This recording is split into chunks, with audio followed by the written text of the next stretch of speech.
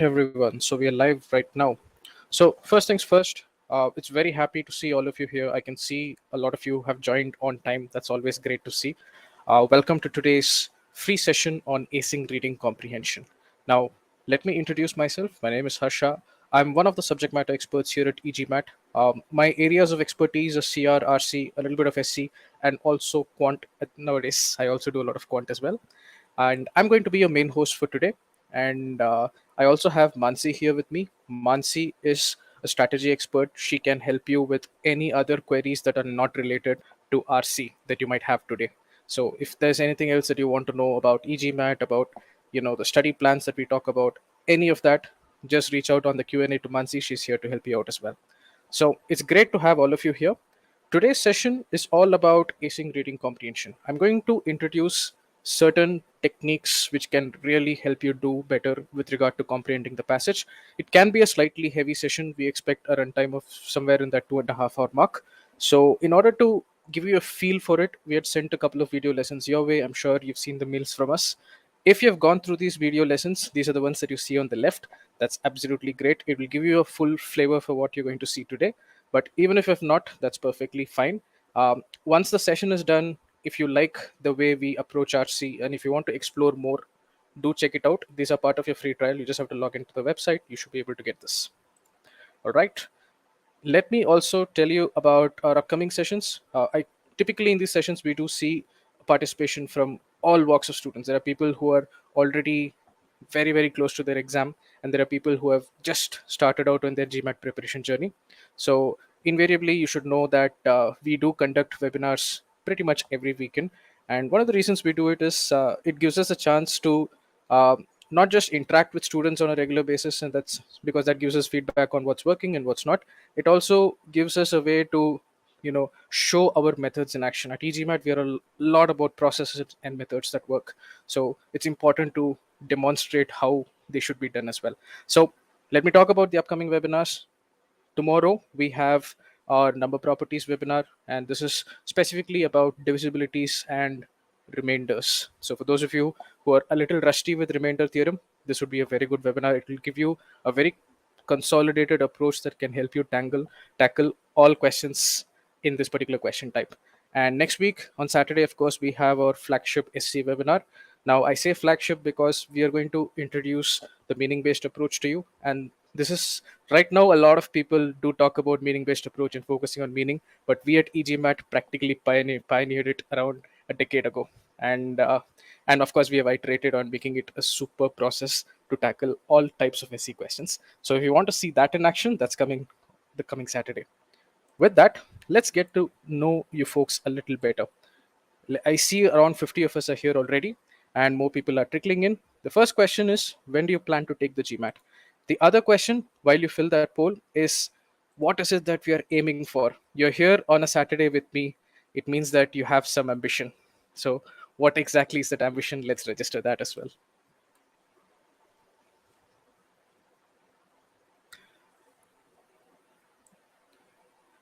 Meanwhile, let me look at the data from the first poll. When do you plan to take the GMAT?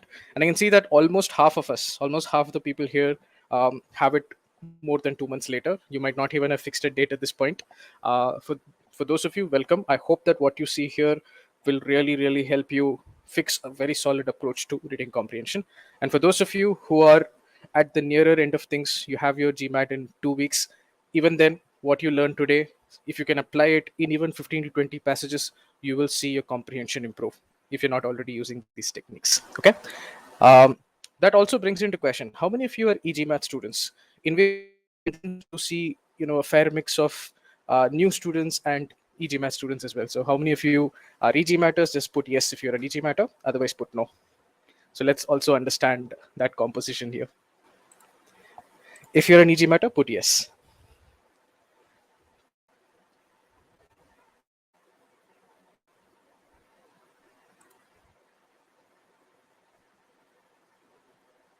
All right. So I see around 65% of us are e-GMATers and another 35% of us are not. So there is a fair composition that way. So I'll make sure that my session is tailored not just to e-GMAT students, it's tailored to everyone. Okay, good to know. Let's talk about the target GMAT score. So I absolutely love when I see ambition in a batch that's participating here. So I can see that 70% of us are looking for that 730 or upwards, which is fantastic. And it's great to see that. With that, let's get into the core presentation plane. You should see the, you should see the screen change for you a little bit. Meanwhile, let me introduce you to the real estate that's there for those of you who are attending our sessions for the first time, right? So you should see the main presentation pane which says reading comprehension. It's a black screen that you should see. Below at the bottom, you'll find the Q&A pod. The Q&A pod is where you ask us questions. If you have a doubt, put it in the Q&A. We'll do our best to answer it. Mansi is also here. We'll do our best to answer it. On the right of the screen, this is real estate where I'm floating this poll. This is where I ask you questions. Now, this is a session that goes upward of 2 hours. So it is really, really best if you guys participate, because for you it will, by participation you will get a lot more from this session, and even for me it won't feel like I'm lecturing, right? Because the objective is not for me to come and give a lecture. The objective is to help you improve your RC. So make sure you participate, that way you make the most out of it. All right, so let's quickly hear about what we are going to do today. I'm going to quickly discuss everything that we're going to do today. Um, First 5 minutes, invariably, because I see that 35-40% of us are not currently GMAT students, are new students who are yet to create a study plan. You're yet to get into the GMAT preparation to that full degree. At least some of you here will conform to that. Therefore, I will take around 5 minutes or 6 minutes to briefly talk about your GMAT preparation, and where we can fit in terms of GMAT preparation. Okay, so that's the first 5-6 minutes. Then we are going into the core session. This is where I'll teach you how to approach RC. And of course, as always, if there are any questions that Mansi or I can help with, we'll be happy to take that as well towards the end of the session. All right. So, very quickly, the first thing you have to understand for those of you who are just venturing into the world of MBA and GMAT preparation very specifically is, firstly, the GMAT is not the kind of exam where you can just survive by rote learning. It's not that you can just mug up concepts and then go vomit it on the test. GMAT doesn't work that way. The GMAT is actually a test of certain core skills. Now, what is so great about these core skills is, if you have it, unless you have a bad day, you will do well on the test. But if you do not have it, then you have to build it. And what happens typically is there are two types of students that we normally see. There is a small minority of students for whom just practicing the official guide, the OG as we call it, is sufficient, because these people already have these core skills built to a certain level. For these students, just practicing the OG gets them to the target score. But the reality is, this is a small minority, or I would rather say micro minority of students. For most of us, that's not the case. OG is a great tool if you want to practice questions, but it's not great as far as being a skill building tool, which is why you have the existence of GMAT preparation companies as well as private tutors. Essentially, what good companies would do and what a good private tutor would do is help you build these core skills, right? It's not just about knowing, what are the topics. It's not just about knowing the concepts. What is an assumption? No, you need to be able to apply certain skills. Now, when I talk about preparation companies in general, there have broadly been two architectures. One is what we like to call the book based architecture. This is practically how most of us have done our schooling. And the other is what we like to call a private tutoring based architecture. And there's fundamentally one huge difference. That's the level of personalized feedback that you would receive. With a book based architecture, you have very few places where you'll get active feedback. It's like you're reading from textbook. A lot of dependency is on you to figure out if you actually learn things. A private tutoring based architecture is essentially a system where everything you do is tracked. If you falter, the system will catch where you falter and give you actionable feedback. Now, e-GMAT, since inception, has always tried to be on this side of things. And every year, through technology, we've gotten better at it. We are at that point where we are already better than the average private tutor, and pretty soon we'll be better than even the best private tutors out there. We can already perform at scale, right? I want to give you just one example of how a private tutoring based architecture, how that level of personalization and feedback actually matters. And that's in that first stage of preparing for the GMAT. All right, you've decided that you want to take the GMAT. Where do you begin? What do you start with? There's something, right? You will start by creating some kind of a study plan. Unless you plan to wing it, it's usually the case that you'll create some kind of a study plan. Now, if you're that person who's trying to go from a 600, let's say, to a 740, you will create a plan. And that plan would be, okay, on these days I'll study this, on these days I'll study that, and so on and so forth. Another mistake that we typically see a lot of students commit is just taking a plan from the internet and just executing on it. Again, that works for some of us, but because it's not personalized to you, sometimes it really messes up your preparation rather than help it. So, how do we go about it? What does personalization really mean? We identify your starting abilities. Let's say SC, CR, and RC. Before we give you any plan on how to study for the GMAT, first we want to understand where are you currently in these topics, and that sets the tone for what you should study, when you should study, how much should you study. So all those decisions happen later. Now, to give you a quick example, how do we quantify starting abilities? We accept only two sources. One, either you have taken the GMAT recently, and that ESR will give us the starting abilities that we are looking for so that we can create that plan for you, or you have to take one of our mocks, Sigma X mocks. These are high quality mocks that are powered by analytics. Our analytics are in fact more detailed than the actual official ESR. Uh, so this, either way, either if you write the actual GMAT recently, I mean, let's say within a month or something like that, or if you take the Sigma X mock, either way, we have a actual accurate estimate of your starting ability, and that's what we use to build your plan. Right now, for example, how does it work? We have your starting ability in SC, we have your starting ability in CR, RC, likewise with each of the quant subsections, each of the quant subsections as well. Once we have this, we are able to plot out an optimum path for you. And how do we do that? It's because we have built a personalized study planner. It's artificial intelligence. How does it work? It has been fed data from thousands of our own successful students. We know if a person is at so and so starting ability, what is the most optimal path to get that person to the target score. We are able to predict that with a very, very realistic level of accuracy. So we've put in this data. You would once once we have your starting abilities, we would put in this data into the planner. It would give us a target ability which is optimized to what might work best for you. Like for some students, a Q50 is a very realistic target. For some other students, a Q48 and a V42 would get you there. So it kind of varies, right? You have these target abilities that will be built, and at a subsectional level it gets broken down.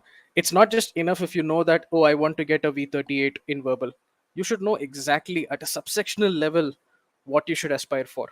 And again, it can be very, very specific. Now this student, for example, is not really that strong in SC, but is actually very strong in is not very strong with RC, but is very strong with SC. So the optimum plan would be to maximize that SC, get that person to an 89th percentile. RC, even a 68 might be sufficient for a certain target score. So the plan is optimized based on your abilities. So this is what it would look like. A lot of our successful students have the tendency to take a printout of the screen and they use it to plot out their entire GMAT journey. So what you see on the left is fundamentally the current score. What you see on the left right is the target score. I broken down to subsections, and it gives you a very rough idea about the time it takes as well. So it gives you a sense of direction. Your GMAT preparation does not have to be just winging it and a wild ride. It can be very, very deterministic, right? If you even take in factors like how many hours can you put in on a weekday, how many hours can you put in on a weekend, all that is used to create the plan. So make sure that for those of you, once the session is done, if this feels like something you want to check out, we can actually help you create a study plan of your own. The link is here. You can just click it and keep it aside for your consideration later. All right. But this is how it works. What I've given you is just one example of how a private tutoring based architecture delivers personalization at scale, right? Now, has it really helped? Why am I harping up with the last 5 minutes? I've been telling you about private tutoring based architecture versus book based architecture. Does it really translate to results? Of course it does. Since 2021, 3 out of 5, it's practically 60% of all verified 700 plus scores come from e-GMAT students. And when I say verified, it's verified not by us, by GMAT Club admin, right? The same link, the same ESR link that gets generated, which you send to your B schools, it also goes to your GMAT Club admins for them to verify. That's practically 60% of all 700 plus scores. And that comes because of our processes, our methods, the personalization that we deliver.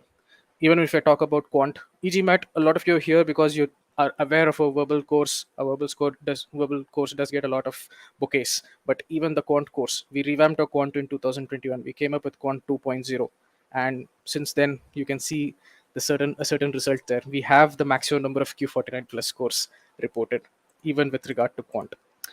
So people talk a lot about 5-star reviews and how many 5-star reviews do you have. We have been acing that chart for a long time now. So this is a little bit about how we at e-GMAT can help with regard to personalizing your preparation, creating that ideal study plan. Make sure you check out the link here. What I offered was statistical evidence, but you should also always look for anecdotal evidence, because you get perspective when you listen to other students. So I will be sharing this PPT with you. When you have time, check this out as well. All right. And for those of you who are into LinkedIn and networking and making sure that you're extremely well networked, both with the GMAT universe and the admissions universe, feel free to connect with Rajat. Rajat is our founder and he's extremely well networked in those spheres. All right. With that, let's get into RC. That's the second and core part of our presentation. Very quickly, I have asked you a small question here. Let's hear some answers from you. Let's say you want to get that 70th percent, that 730 plus or 740, 750 and above kind of score. Typically, assuming that your SC and CR are decent, what kind of percentile do you really require in RC? Let's hear a few answers. You can use the short answer pod. You should be able to type here. And as you type here, you should be able to see your responses. Let's hear from you. What is that percentile that you should aim for?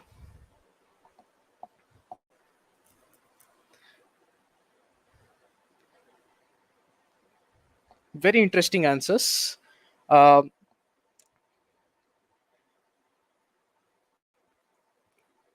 yeah, I initially saw an answer which is 10 out of 12 correct. It's not really about how many questions you get correct. That's accuracy. Percentile is something else. You could get 10 out of 12 correct, but if most students get 10 out of 12 correct, your percentile would not be great, right? So a lot of good answers here. And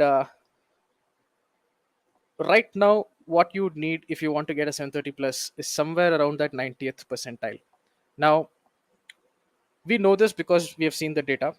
All GMATers, all e-GMATers, all GMAT aspirants, we have seen the data. This is if your SC and CR is at a decent level. Now, if you're freakishly good in, let's say, CR, then you may not need a 90th percentile. Maybe an 85th percentile might do. But typically, if you want to get into that level of ability, you are if you want to get that kind of a score, you should be looking at this kind of an ability. So keep that in mind. All right. And that's why the correct answer is depends on other areas too. But assuming you're not freakishly good or freakishly bad, you 90th percentile is what you should aspire for. Now let's talk about your RC approach. Now this portion for me is very important. I do not do any RC session without asking this one question. How many of you really enjoy RC? That's supposed to be a heart. Excuse my drawing. How many of you truly enjoy RC, or you love RC, and how many of you do not? I think the easier way to do this would be yes no poll. So you can just put a yes if you enjoy RC. Much more than SC. That's interesting as well. I struggle with CR more than RC. Make sure you check out our CR session. It might help you. Uh, all right. So let me broadcast these results, because even with the limited data set, there's a very strong trend that you normally see with this. A lot of us do not really enjoy RC. Some of us like the short and sweet aspect of SC. Some of us like the logic aspect of CR, but a lot of us really hate RC and do not enjoy RC, right? Now tell me very frankly, this is a question for all of you who said I don't enjoy RC. Tell me why you don't enjoy RC. Let's register those reasons.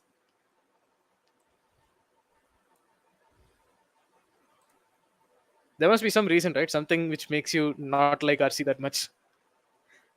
Long passages, length, it takes time. Okay, that's another point. Specific topics like humanities, I get that as well. So you have to talk about topics. Some of us are not comfortable with all the topics. Limited time on the test, so we covered that. Crazy text. What you're referring to, my friend, is complexity. Very complex sentences, very complex words. Sometimes you see words that you have never seen in your life, right? After reading, we don't understand what we've gone through. Answers are mostly wrong. We are probably wrong. The answers usually are correct. I would just add that. we might be getting it wrong. Poor comprehension skills, but you're here, which means you have the ambition to work on that. I'm okay with short passages, but long passages are painful. So broadly, the trend I see is some of us are not so happy about the length. For some of us, it's because and it's a consequence of length, but essentially it takes time. Topics sometimes unfamiliar, sometimes boring, and complexity, complex sentences, unfamiliar words or jargon words. All these reasons are there. We're going to get to all of this in a minute, but one thing I want to tell you right now is by the time you're done with this session, you will have you'll have something with you that will help you eliminate these problems, at least to some level, because everything that we discussed today, it works across topics. The length is not really a factor. These are designed to deal with complex sentences and complex words, and topic really does not matter. So you're going to see something that should help you out. The other question I have, and again, it's a very important question for me, is what is your typical method of doing reading comprehension? So let me bring this one as well. What's your current approach to RC? So typically, I see three approaches broadly, and there are variations of this. Are you that person who skims through the passage and gets an overall feel and flavor of the passage in the first 2 minutes that you read, 2.5 minutes, and then you go to the questions? Or do you say, don't even bother skimming, let's do the questions first and then go to the passage? Or do you take time, let's not skim, let's put in a bit of time here and then go to the questions? Which of this is the method that you follow?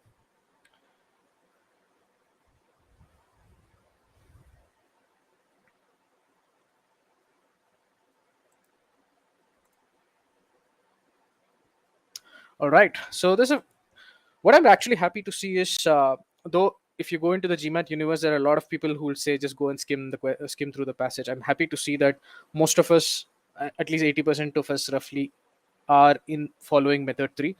Whatever I'm going to discuss with you today will absolutely not work if you're doing method one or method two. And my honest advice to you, don't do method one and method two. Both of them are not scalable on the GMAT. They don't work, especially as the passages get more complex. You will start seeing bad results with these techniques, our experience. So, for those of you who are currently following methods one and two, that's around 16% of you. I want to show you how method three can really make RC a lot better. For the majority of us who are trying to do method three, by this session, you should be a little bit better at it. I should give you a little bit more confidence in your method three. So good to see that. My last question for you, and this is what I like to call the self appraisal question. If this was a company, this would be what I call as a self appraisal question. In your estimate, once you've read a passage, how well have you understood it? What percentage of the passage do you believe you've understood, you've comprehended?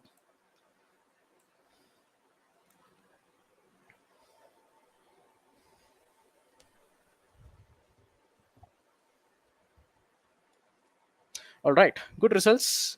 Um, some of us are in that 90 to 100%. You guys are there where you need to be. uh, you'll probably still improve incrementally, hopefully, from the session. But for the rest of us, you need to get eventually, if you want that kind of a score, you need comprehension of this level. You should be confident that I got at least 90% of the passage, if not more, once you're done reading a passage. That's, if for the kind of scores that most of us want, that's the ambition, that's the aspiration. Keep that as motivation as we get into the session. Okay. So, very quickly, what is it that we are going to do today? Simple. I'm going to introduce certain reading strategies to you, provided you are reading the right way. That is, you're not skipping or skimming through the passage, you're reading slowly, methodically. But if you use these reading strategies, you will get a lot more, you'll extract a lot more from those passages. That's point one. But just comprehending the passage is not enough. You should know how to utilize that information to answer questions. So we will do that as well. And we're going to do this through two mini passages and one question each from those mini passages. So you're going to see main point and you're going to see inference. Some of us will understand what inference in GMAT RC actually means through this exercise. And you'll also see how granular answer choice analysis actually has to be. I'm sure that there will be some of us who are not doing answer choice analysis the way we are supposed to. So hopefully the session will be an eye opener in that sense as well. And finally, the proof of the pudding is in the eating. This is proof of concept, but I would really love to see how you guys do when I give you an official passage. So here we are going to give you an official passage that's considered 700 plus. It's not that difficult. And first you're going to solve, you're going to try, and then I'm going to demonstrate how to actually apply these reading strategies and ensure a fantastic comprehension of the passage. After that, we'll discuss how you should go about preparing for RC in general. All right. So, for me, this particular portion, this one slide for me is very, very important because, again, the problem for a lot of us in RC is most of us have a lot of negative feeling towards RC. We are not comfortable with RC either because of complexity, sentences, words, whether because of topics, length of the passage, so on and so forth. Due to all these things, we are walking into RC with a very negative mindset. Now, go back to your school days and think about a subject that you love and a subject that you hate. So, for some of us, we didn't like math. For some of us, we didn't like, let's say, biology. How easy was how easy was it for you to pick up math if you did not like math? How easy was it for you to pick up math if you liked math? Right? There is something there about liking what you're learning. You have to genuinely sense, develop a like or a love for RC. I always say, start loving RC, RC will also love you back. uh, think about it. One thing I want you to do is get immersed in the passage. Forget all your apprehensions, all these negative things. Topic is complex, topic is unfamiliar, it's lengthy. Forget about all that. Through this session, I'm going to tell you that you can be truly topic agnostic. Length will not matter. Complex sentences, complex words, we're going to see all that. What I'm going to discuss today should help you with all these things. So forget all this. Just focus on immersing yourself in that passage. Read that first sentence. Once you read that first sentence of the passage, get into the topic. Oh, this is going to be about 17th century feminism. Great. Let's learn about it. Do RC with that attitude. You will start picking up on what the author is really trying to say without all these negative things bothering you. You will see your comprehension improve. Trust me, I know I've done it. It's not that I come from a background where I know everything, right? I'm an engineer, but I've learned to love even the humanities passages. Get there, you will see RC is a breeze. Okay. You will get the recorded version of this, so do not worry about that. So, what are the strategies that I'm going to introduce to you today? Right? The first one is very important. RC is notorious for giving us long and convoluted sentences, which makes the ability to break down sentences into manageable chunks very, very important. If you want to understand complex sentences, break it down into small pieces, understand piece by piece, and then assimilate the meaning. So, I'm going to show you how to do that. The second skill that we're going to see today is something I like to call keywords. Some of you might have attended my keyword session on GMAT Club's YouTube channel that happened on February the 1st. You might want to check that out for a more detailed discussion on keywords. But we're going to discuss keywords today. What do I mean by keywords? In every RC passage that you'll see on the GMAT, you will see certain words or phrases that are used by the author either to communicate a certain meaning or as a transition between two ideas. You would see this typically at the start of a sentence, right? Connecting the idea from sentence one to sentence two. You might see a word there. A lot of times, what we do is we don't pay attention to these words. You're just reading through it without thinking about it. From today onwards, from this point onwards, I want you to start thinking about these words just for a second, and you'll see that you're practically able to predict what the author is trying to do. It will improve your comprehension. I want to give you just one quick example of this, and this is your first exercise of the day. All right. So, my let me bring this example here. Let's look at this passage that's on your screen right now. Work from home has improved employee productivity. However, now the question I have for you is, you see this word however. Tell me, what is the author trying to do? What will logically follow? That's your first exercise of the day. Contrast, okay? Let's hear a few more. Guys, if you're here, make sure you participate. That way, it's a lot more fun and you'll learn a lot more. However, is used to go against the main idea, the previously mentioned idea, to be more exact. It doesn't have to be a con, but it has to be something in the opposite direction. So, you guys get this. Work from home has improved employee productivity. However, it has also elevated employee stress levels in companies. So, the first sentence told us something that is great, something that is positive about work from home. Oh, it has improved productivity. Therefore, something that is not so great has to follow. This, however, is what I call a keyword. Now, here it's a very simple sentence. The example is very easy, but imagine a super complex sentence where making head or tail out of what is given in the sentence is so complex. But even if you did not catch that properly, that word, one word, however, actually told you what the author is trying to do. And therefore, you have a better chance at actually understanding what's going on. You'll understand the intent of the author. So I hope keywords is clear to you. The last aspect, the last skill that we are going to introduce today is the skill of summarization. And again, this is a very important strategy as the passages get more complex. As passages get more complex, when you tend to get lost, there are places where you read something and it's like, okay, what the hell did I just read? When that feeling comes in, take a step back, try to express, try to summarize in your own words so that you can remember what the author said. The benefit of this is you have a super complex passage. Let's say there was this section that you did not understand. It just flew over your head. But now the problem is if you just go to that next sentence, that next block without understanding this, there's a good chance you won't understand this point as well. Instead, if you can take a step back and summarize in your own words, just understand the core idea, then your chances of understanding the subsequent portion are better. So do you guys see each of these strategies? I've given you a little bit of theory. Now we are going to do, from here on, the session is entirely practical. So those who are here, can you quickly put a yes so that I know that you're here and you're not asleep on a Saturday morning or evening based on where you are? Now we're going to start with the first exercise. Perfect. That's good participation. I like seeing that. So, mini passage, it's practically just one paragraph, and you'll have one question. It's a main point question. Um, what we'll do is very simple. Let me bring in this poll called done reading. Once you're done reading the passage, make sure you put yes. Right now, make sure you put no because you haven't yet read the passage. But once you're done reading the passage, as you're done reading, to let me know that you have done, just click yes. Okay. So here's the passage. All the best.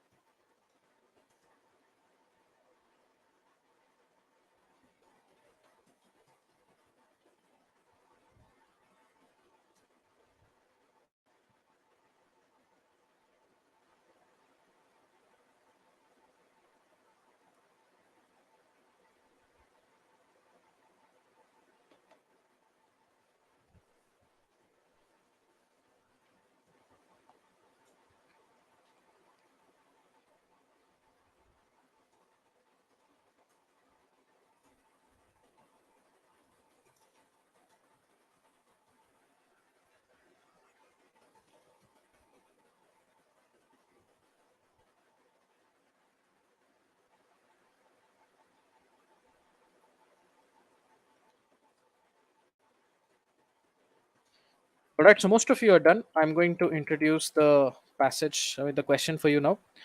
So just one point that I want you to remember. This is a main point question. All right. And let's click on still solving. The principle is the same. That way, I'm not putting any undue time pressure on you. I just, when the majority of the batch is done, it's only then that I will move on. Because this is not a workshop session where we just solve a ton of questions under time pressure. No, this is a skill building session. So no undue time pressure. All right. All right. So here's a question. All the best.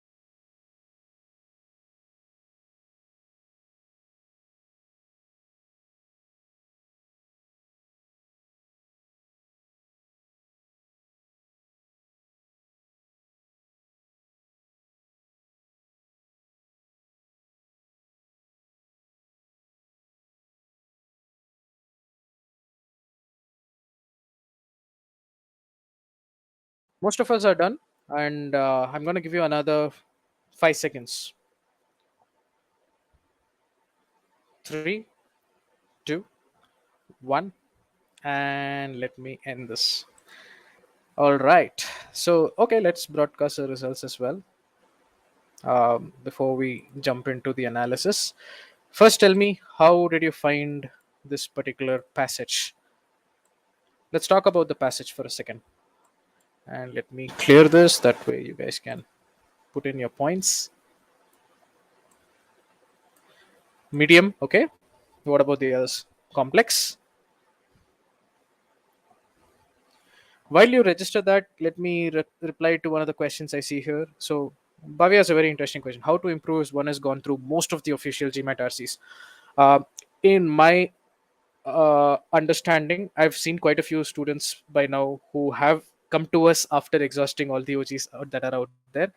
Uh, you might have done all the OGs, but you may not have extracted the maximum out of the OGs. So, uh, you should reach out to us. We should be able to give you a plan that will help you get the learning back on track, build the skills back on track. And then by the time you reach, by the time we have to validate your ability again and practice again, then when you do OG questions with a different process, with a solid process, you'll see that the fact that you have done the question before honestly does not matter. What matters is the process of how you solve it.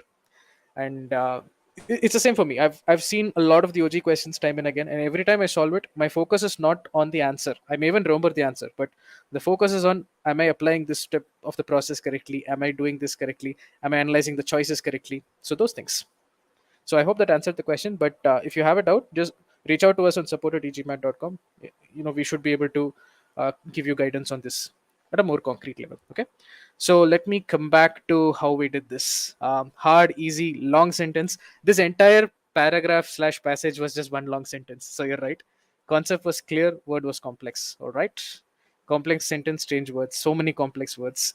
So inference questions, we'll come to that as well. Over complex language for a very simple topic. So that happens a lot with RC, doesn't it? Simple concepts explained in very complex ways. Uh, that's also my experience with some of the topics like humanities. The concepts are actually not that difficult. So good. For a lot of us, this was actually not easy. The key word here is it's complex. So let's understand what's so complex about it. Okay. And this is a place where you should pay attention, because this is where we will see how to actually break down and analyze a passage like this, how to comprehend such a passage. So pay attention. Bordering on the extreme, one definition of ethnocentrism considers it a schismatic in group out group differentiation, keeps going on. So I'm going to pause here. Bordering on the extreme, one definition of ethnocentrism. Let's kind of put a pause and break here. Why? Because I already see there's a lot of information that I want to get to, a lot of information to cover. So I have a lot of faith that if I ask you the right questions this batch, you will give me the right answers. So I'm going to ask you some questions just focused on this one stretch, bordering on the extreme, one definition of ethnocentrism. Okay, there is an author who's written this passage, right? Tell me, according to the author, what is it that is bordering on the extreme?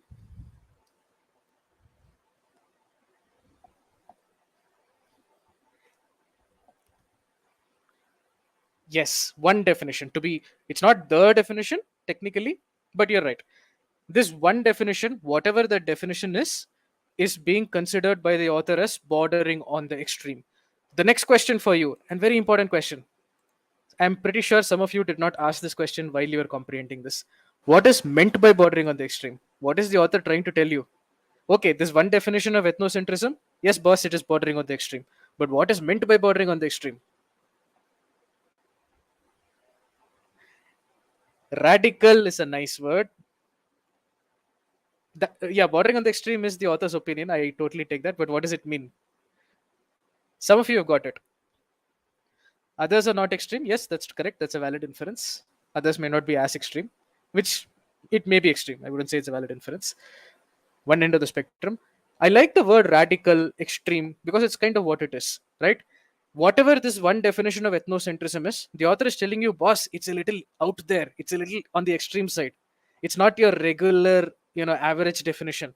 It's a little exaggerated. It's a little out there.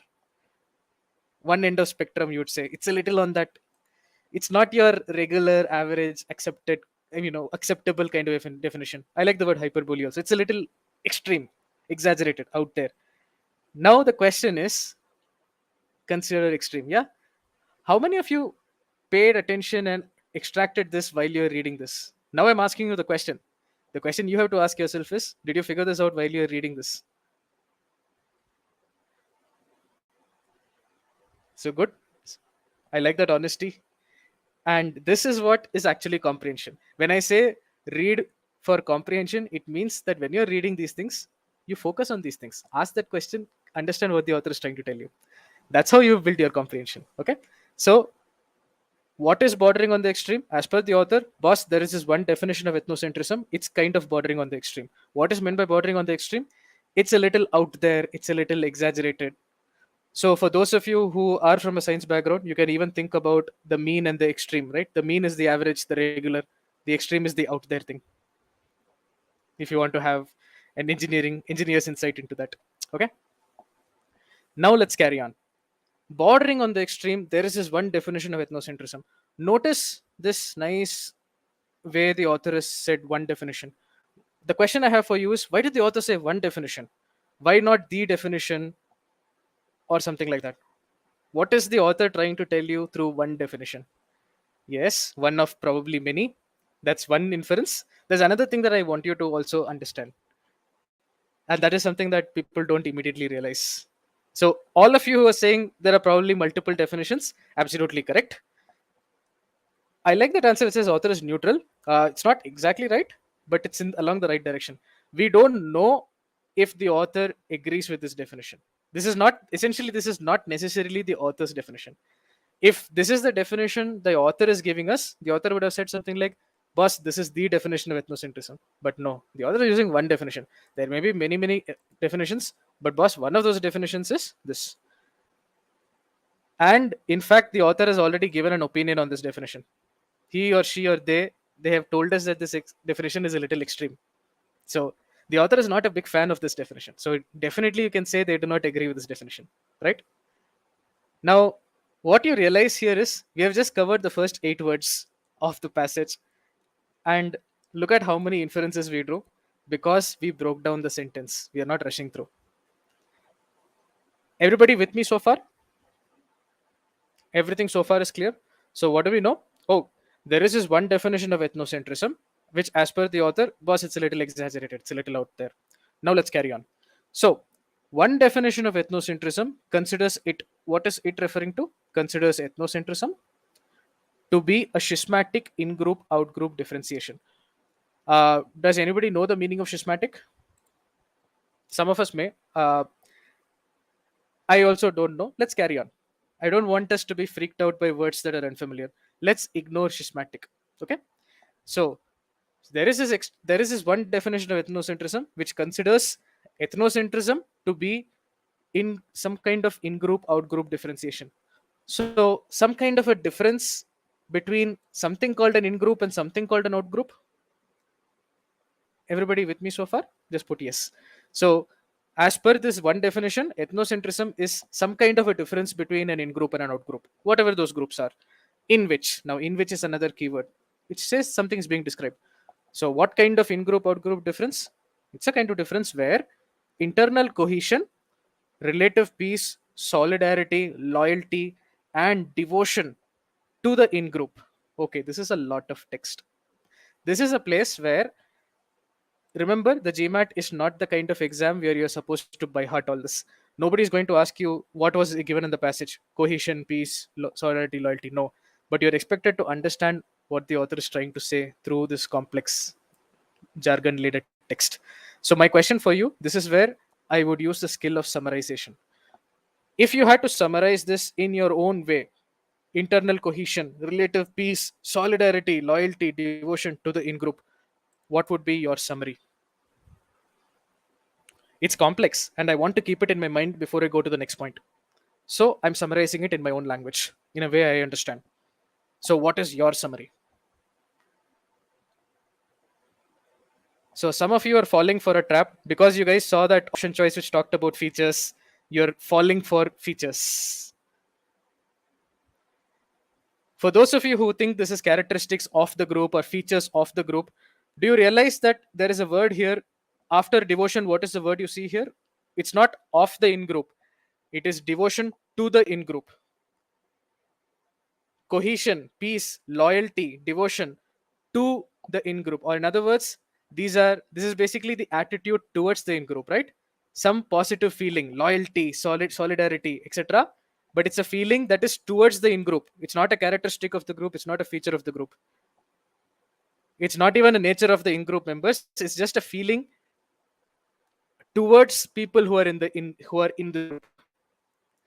Now, all of you who said features, characteristics of the group, this one word too should draw your attention. You're not really paying attention to that. So one of you has got it. Has everybody else got it? Very quick show of hands. Favorism towards in group, wonderful, perfect. But you see how subtle it is? Good. Some positive feeling of some sort. You can call it love, like, whatever, favoritism, whatever, bias towards the group. Some positive feeling towards the in group. Good. Now let's continue. So my summary of this is okay.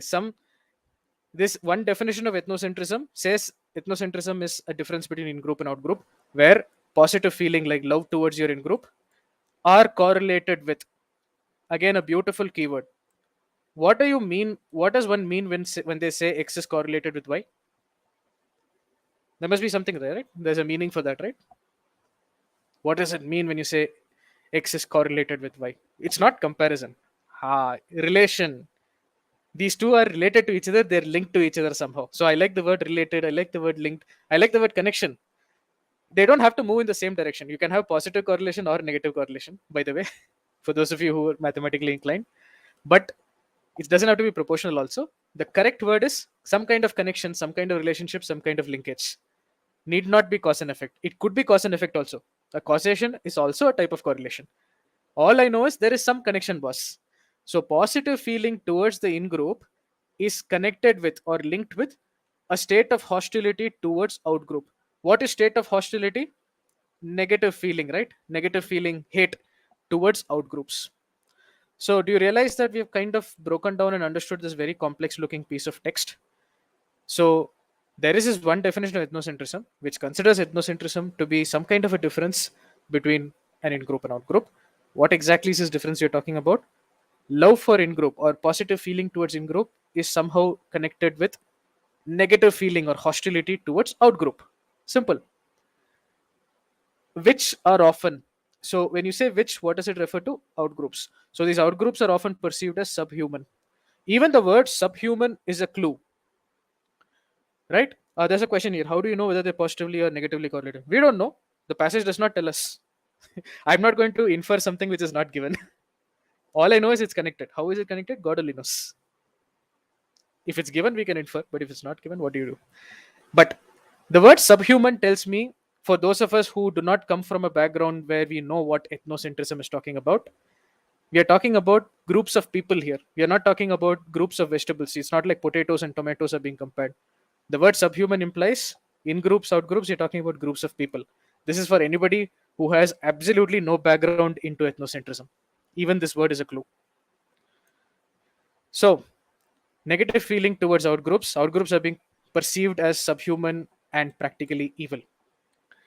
So, if you understood what we have done, done, we have kind of broken down this entire passage.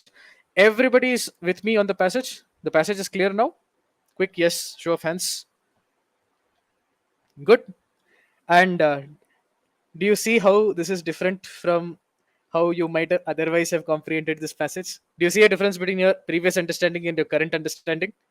At least for some of you. Some of you would have got everything right, I'm sure. That what we are seeing here is actual comprehension. Now, here's the thing. If you have done all this well, you should have got these 3 points. In this passage, what exactly happened? Hey, the author presented a certain definition, one particular definition of ethnocentrism. We know it's not necessarily the author's definition. In fact, we know the author is not a fan of the definition. Why? The author has given an opinion. This definition is a little extreme or exaggerated. It's a little out there. That's point 2. Third point, what exactly does this definition say? All it tells us is, boss, as per this definition, what is it? Ethnocentrism is a certain difference between in-group and out-group, where two things are correlated. Love or positive feeling towards your own people in group is correlated with negative feeling towards people who are not part of the group, out group. That's it. If you had comprehended all these points beautifully, you would have got all these 3 points. I want to just understand if there was anything which you were not able to understand out of these 3 points.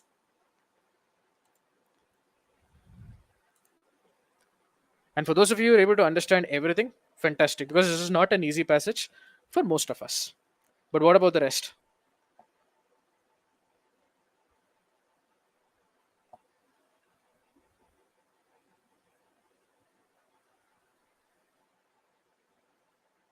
All right. So good results. So this is also very granular and pointed feedback for you if you faltered on anything. So if you're not able to find out one definition, your brain did not process this keyword, one definition. Your brain did not think for a second what all this implies, right? If you were not able to figure out that, this exaggeration is happening, then you just read bordering on the extreme without really thinking about it, without drawing the appropriate inference from it. And if you struggle to arrive at this, if you got lost in this very complex piece of text, then you need to build the core skill of summarization, right?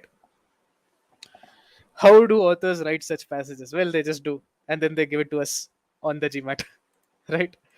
Uh, let's see. Can you explain subhuman? Subhuman is just a simple word. It tells us that these groups are considered as subhuman. So it gives me the indication that when you're talking about in group and out group, you're talking about groups of people, human beings.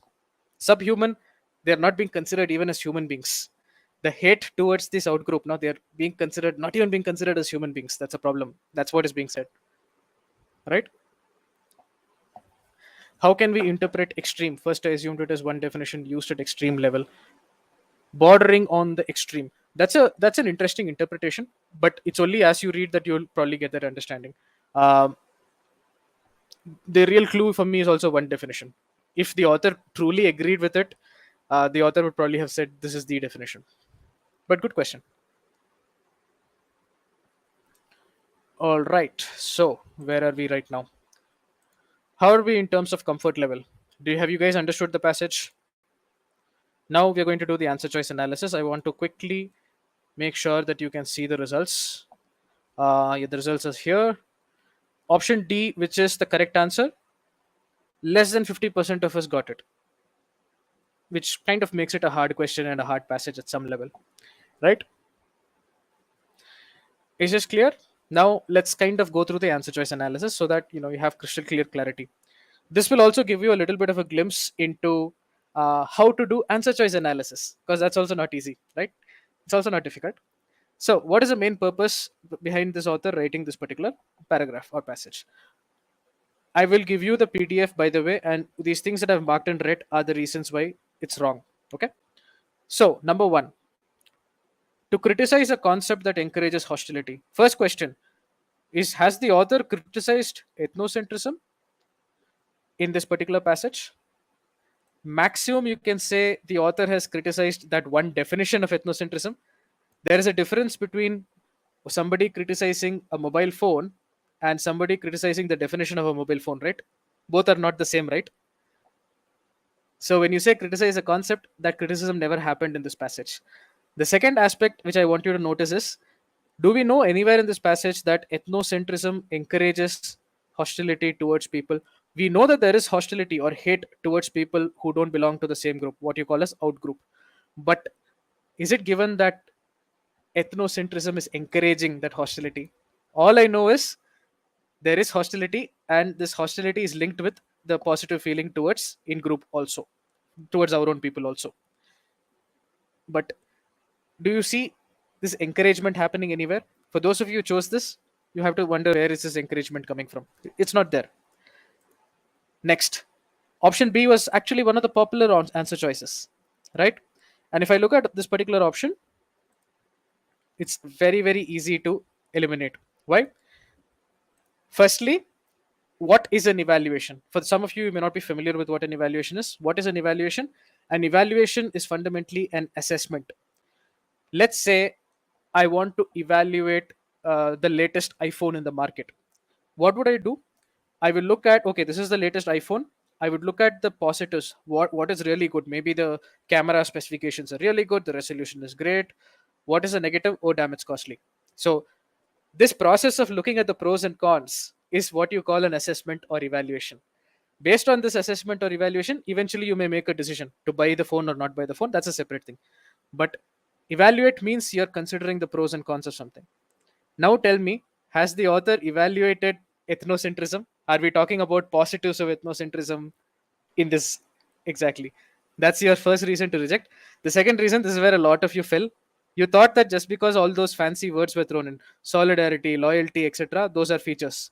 Firstly, this is one definition, not necessarily the concept itself. Secondly, more importantly, those were all attitude towards the in group. This one word, too, if you had really noticed, you wouldn't have assumed that these are features. So, for those of you who chose option B, it was damn popular. Do you guys see why it's wrong? Quick yes or no. Good.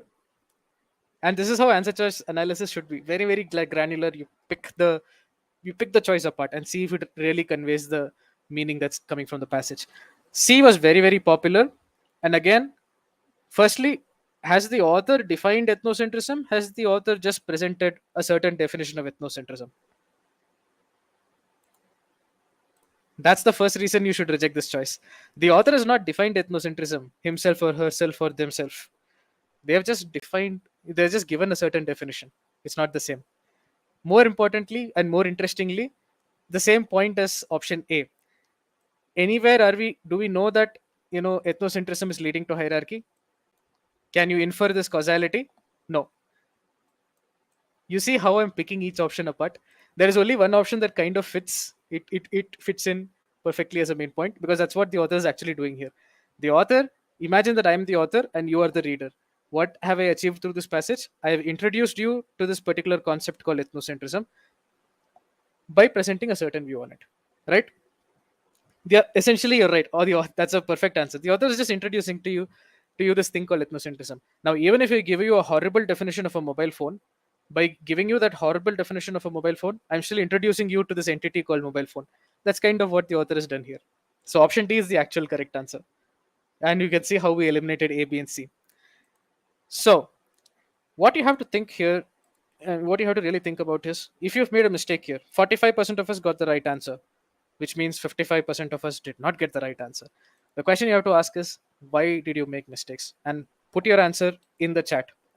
Is it because you did not read the passage to that level that is required? The mistake the students make typically is you read through these things very, very fast, bordering on the extreme. You did not process it, you did not draw the inference, you failed to visualize what's happening, you ignored all these things that are happening. Did that happen to you? Was the passage the problem? Or was it the case that you understood the passage, but when it came to the answer choice, you were not analyzing it properly? You know that if you know that what an evaluation is, you would not have chosen that choice. Maybe it's a question of answer choice analysis. You know that the author himself or herself or themselves, they are not defining ethnocentrism. So you should not choose the choice C. So this could be your faltering point. And though it's not a case in this particular question, another faltering point is that you do not read the question stem properly. RC is also notorious for putting traps in question stems, though it's not the case here. Okay. So good. You guys are seeing need to skip so many strange words. That's why you missed the summary, though I got my answer correct. Okay. Didn't guess it. Understanding wasn't as granular. And that's a learning curve, right? How can we take out the meaning which is explicitly not stated? Good question, but taking out the meaning which is explicitly not stated is what is called as drawing inferences. At some level, this is what you call inferencing. This is important not just for RC. You're going to use this in CR, you're going to use this in SC, you're also going to use this in all your quant. Your entire GMAT depends on your ability to draw such inferences. Now you're getting used to it. So you're seeing a glimpse of what it really takes to do well on the entire GMAT, the ability to draw these inferences, things that are sometimes not explicitly stated. Also, there'll be things. Some inferences are pretty much stated, but also what is not explicitly stated. Good questions. So, how are we feeling at this point? Let me kind of summarize some of the things we learned. What do you actually need to do well? 100% immersion. Notice how I didn't bother about what ethnocentrism is and whether I like this topic or not. No, we went in with a very open attitude. Let's just immerse ourselves and understand. Read the passage for comprehension. Don't skim. I will always advise this. We broke down those sentences, drew those inferences, we looked at keywords, we summarized. These are the three things that we did. I haven't used any other strategy here. Now, I wanted to take a step back and think about another thing. Do you really, we remember, we still don't know what this word schismatic means. Did it stop us from being able to comprehend the passage to a very, very high level? That's something I kind of want you to think about. I have intentionally not, I do this session frequently, but I've intentionally not found out the meaning of schismatic because the point is, it does not really matter. You will always come across a word which you don't know. The GMAT is not a test of your vocabulary beyond a very basic level of vocabulary. Okay. Um, so if there's a complex word there, you might be able to infer the meaning from context, or it may not even be tested. You should not freak out when you see words like this. Similarly with sentences, if you break them down, they are palatable, they are doable. Another thing, how many of us come from a background where you exactly know what ethnocentrism is? That's also something, right? I can tell you, I don't come from this background. I'm an engineer, right? And that's true for a lot of us. We don't come from a background where we know this, and it doesn't matter. Did it really matter here? So you can truly become topic agnostic. That's something I want you to remember. Okay. Some of us will know the topic. Can you suggest some resources from which we can read daily? So, comprehension, uh, practically anything you read, if you read the right way, and by right way I mean don't skip, don't skip, don't skim, don't rush. Break it down, draw inferences, use keywords, all these things that I'm discussing. You could practically read even a storybook, and that will also help you. But in terms of style, what is very similar to what you see on the GMAT, I would suggest Economist or New York Times. Uh, Frankly, it's mostly the American publications because the language is similar. Those are always useful that way. Okay. But again, you don't have to be a very avid reader to do well on GMAT verbal. Take it from me in writing. All right. So now think about this causality. If you can attribute exactly where you faltered, then you can take appropriate corrective actions. So for a lot of you, you would not read the passage the right way. This session will give you a little bit of insight. I hope you're getting that insight into how to actually read passages, how to actually visualize information, how to draw those inferences, how to use keywords and all that. Then it's about you applying this on a few passages and building that muscle for yourself. Okay.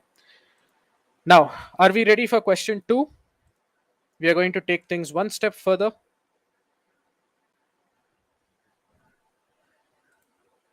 Let me just uh, put this in. If there's a question I miss, you can put it on the Q&A. I'll be happy to address it. All right. So same approach as last time. Once you're done reading the passage, just click on done reading, and then I'm going to introduce the question. All the best. Here's a passage.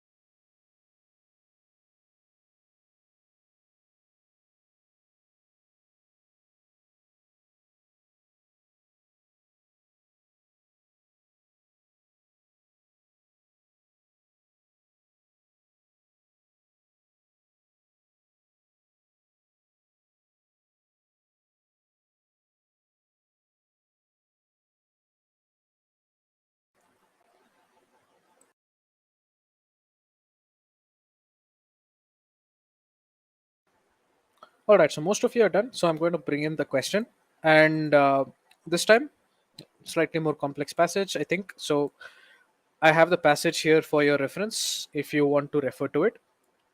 Meanwhile, let me bring in the question.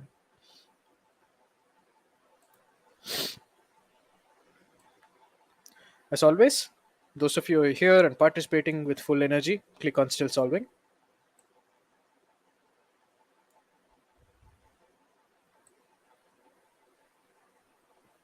Awesome. So here is question number 2. This time, it's an inference question. All right. All the best.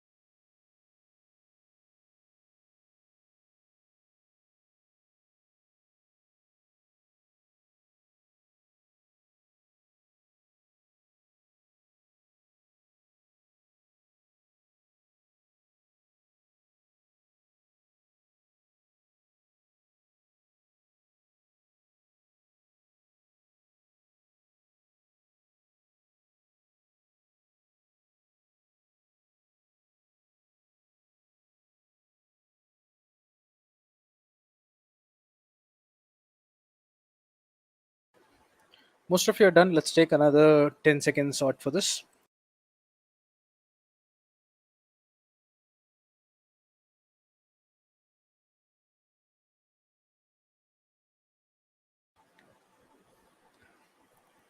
All right. So last 5 seconds. 3, 2, 1. And those of you who are in still solving, do you want to take a last guess? All right. So let me end this. Very interesting. Let me broadcast the results. So it seems to be a two-way toss-up between option B and option E. Both of them are popular. But again, you can see that it's not been an easy question, because if it was really easy for most of us, the accuracy would typically be higher. So we'll come back to this in a while. Meanwhile, why don't you let me know how you found this particular question? Just one sec.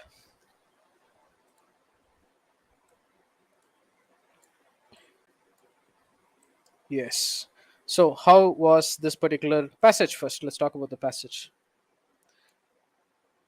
And also tell me whether you're able to apply some of the things that you saw with the last passage. Were you able to, try and break down the sentence, use those keywords, draw those inferences? Let me open this poll so that you can register your comments. When I went through options A and B, I referred to the passage again. It's good practice to do that after reading the passage. Very good question. The stronger your comprehension is, the less you'll have to go back to the passage. But that does not mean that going back to the passage is a crime and you should not do that. No, nobody is that perfect. Once in a while, we all may have to go back to the passage. But if it's happening a lot, then your comprehension may not be proper. It will be at a very, very minimal level that you'd have to go back to the passage for a really complex question or option choice. Good. Moderately difficult, right? But it was taking time.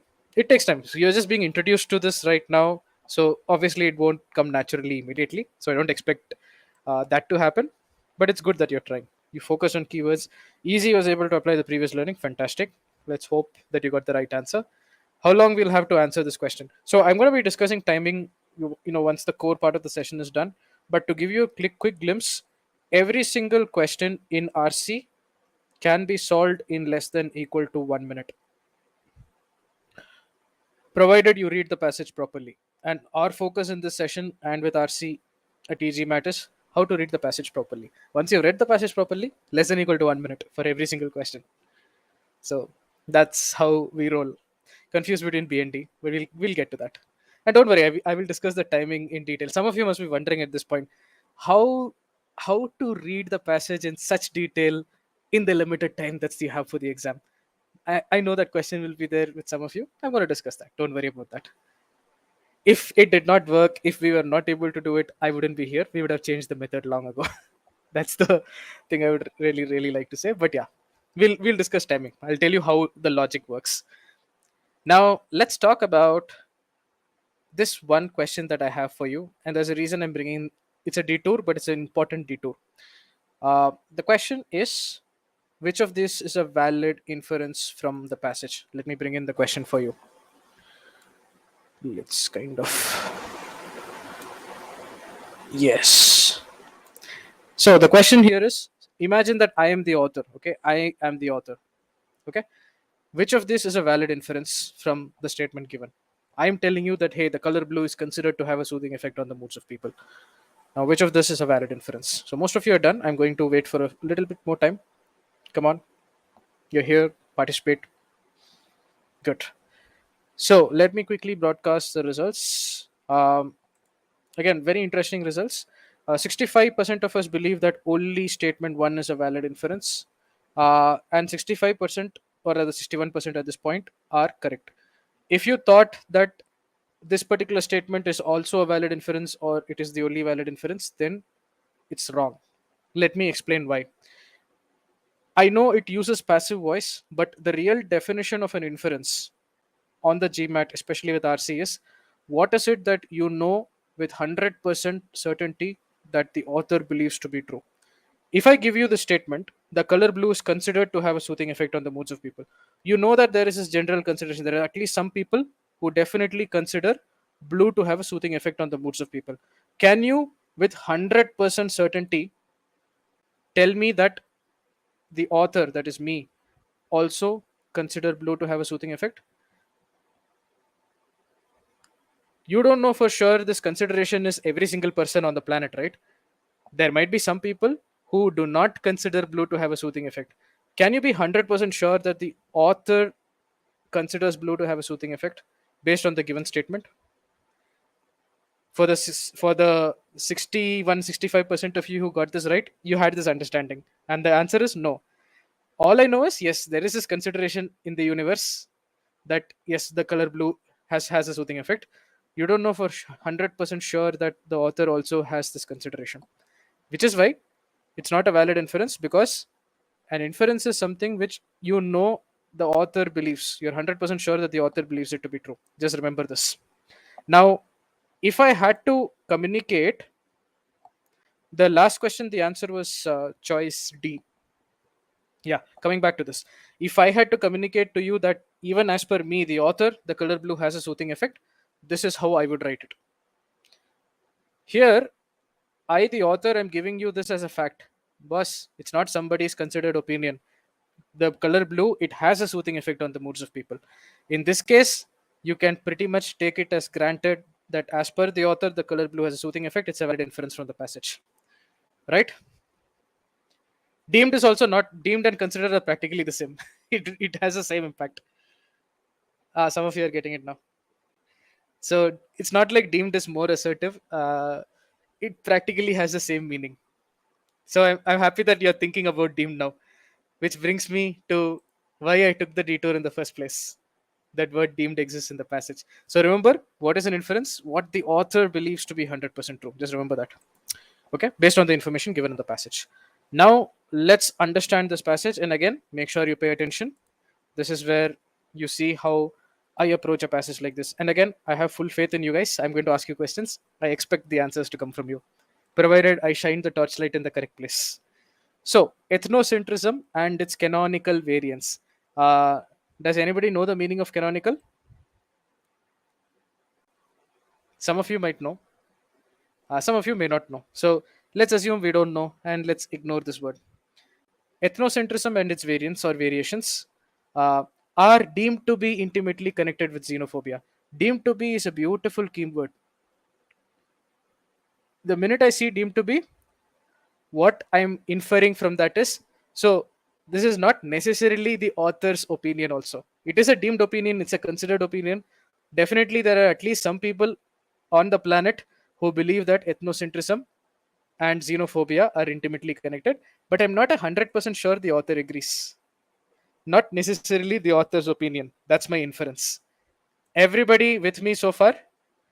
All of you who chose option B are actually wrong because of this one point. We have deemed to be universities. They were universities earlier. That's true. That's a very specific usage of the word deemed in a different context. But deemed, considered, typical English, there's a certain meaning associated with it. Good point. So, everybody with me so far, right? The one inference is ethnocentrism and its variants, they're considered to be intimately connected with xenophobia.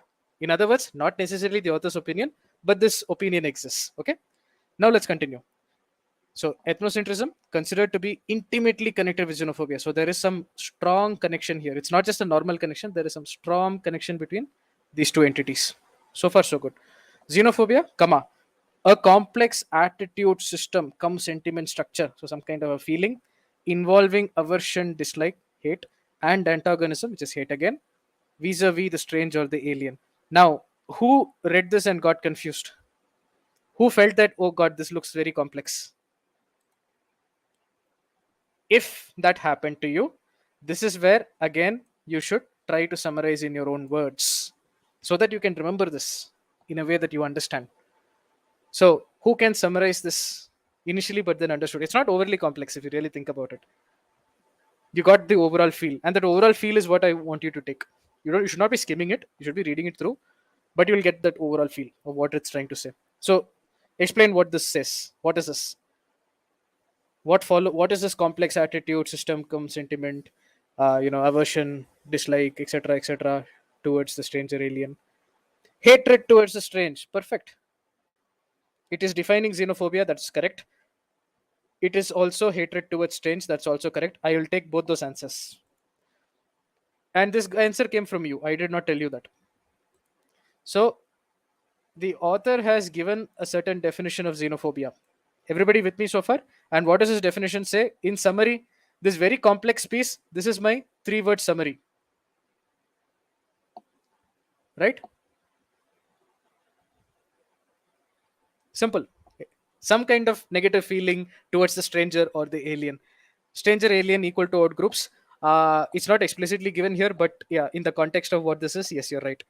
It's correct. So everybody agrees that this is some definition of xenophobia that has been given. Correct. Now the question for you is: does the author agree with this definition? Yes or no? Or I'm not sure. What is your answer? If I ask you the question, don't know, maybe. I see a yes also there. What about the rest of you? More yeses. Interesting. Author does, but some others do not. That's interesting. I'm only concerned with the author. Does the author agree with this definition? Yes or no? So, all of you who said yes, you guys are right. You folks are correct.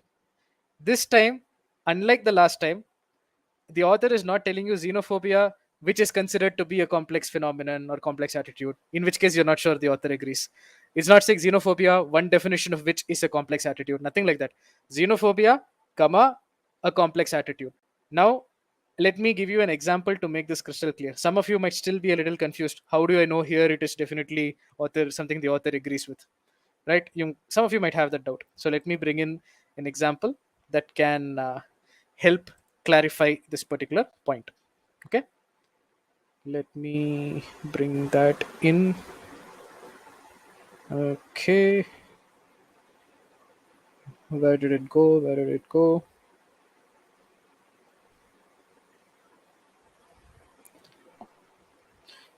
Okay, just give me one sec, guys. I have to type it out here. Somehow I'm not able to find the exact one.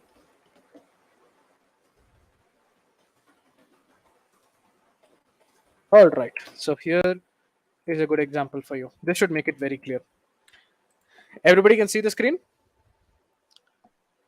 Now, Google, an internet company is considered a good buy. So, what is a consideration? What is it you're not 100% sure the author agrees with? Is Google really a good buy? I'm talking about whether it's a good stock to buy. Is it really a good buy or not? You're not 100% sure the author agrees. It's just a considered or deemed opinion. But isn't the author within that comma pair? Isn't the author telling you what Google is for your information as fact? What is Google, by the way, for you, for your information? It's an internet company. So that an internet company, isn't that the author letting you know for a fact what Google is? Yes or no?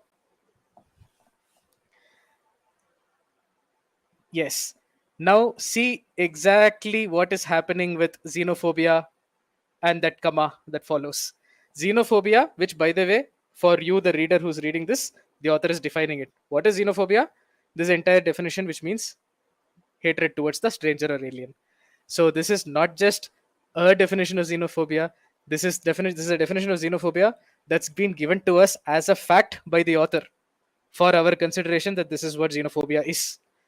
Everybody clear with this now? How subtle.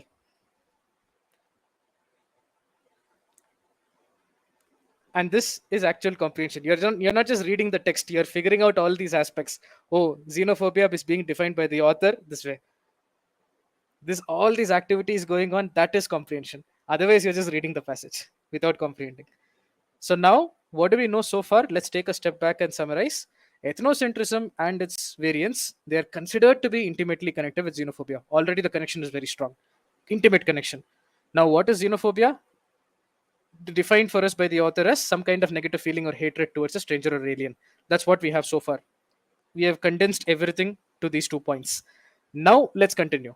Some socio-cultural anthropologists, and again, notice how clever the author is.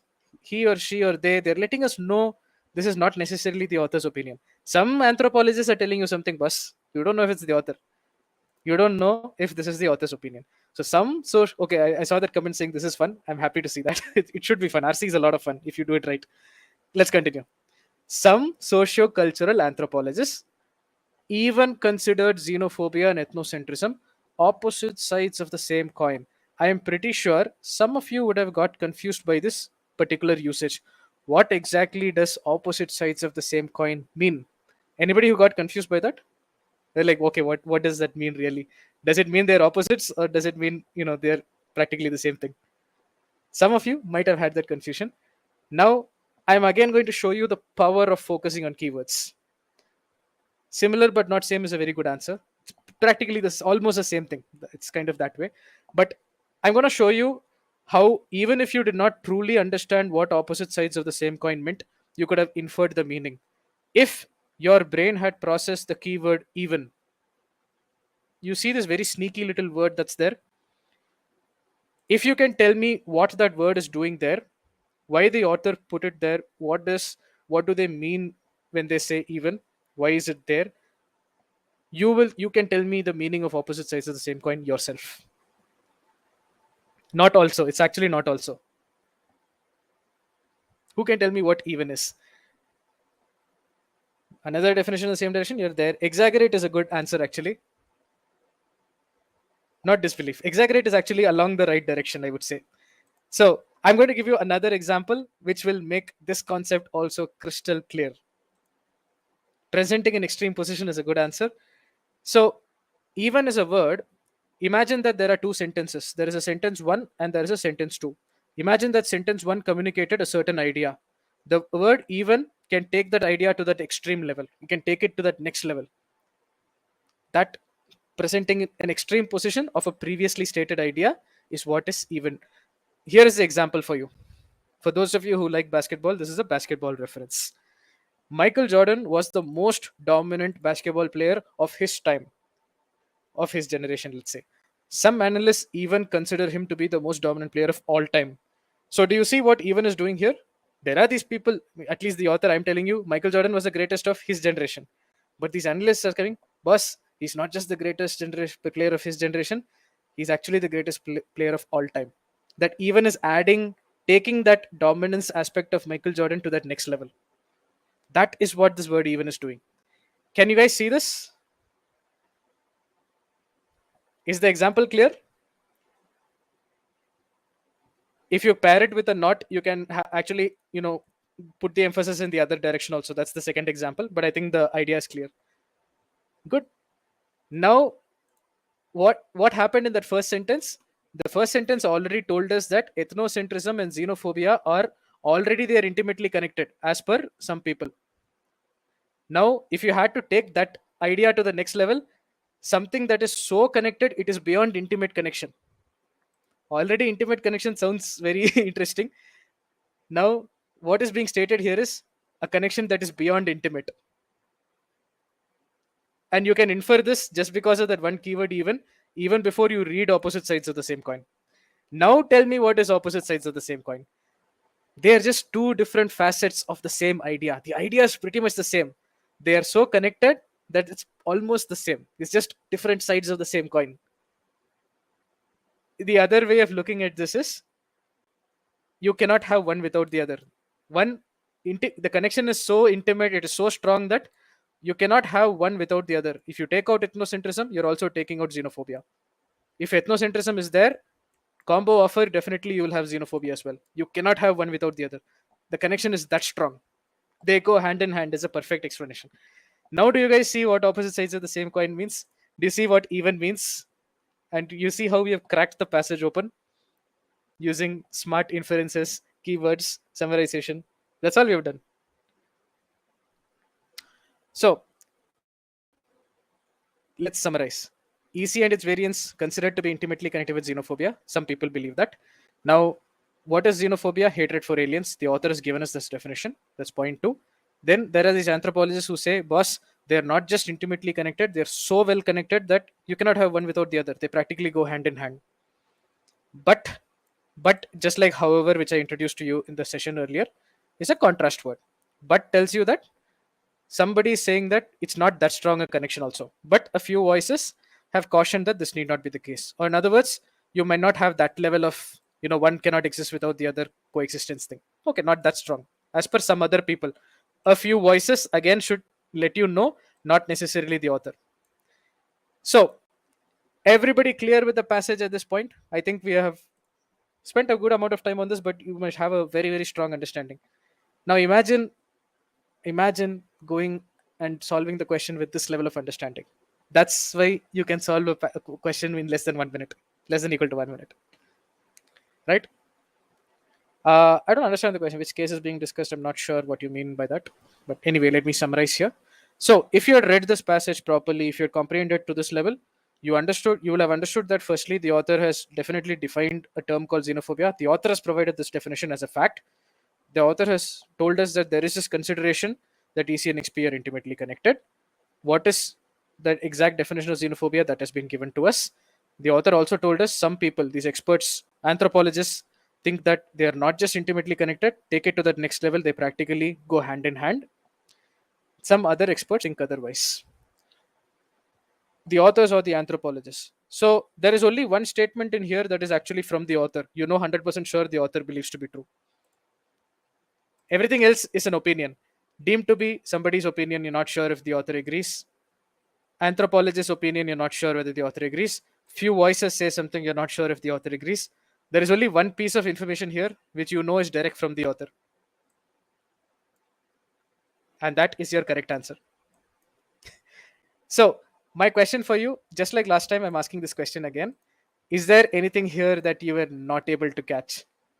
And if you're not able to catch, do you see what you could have done to get it now? These four, the points that you see here. Anything? For those of you who understood all, again, very, very happy. That means that, your RC game is strong at the moment already.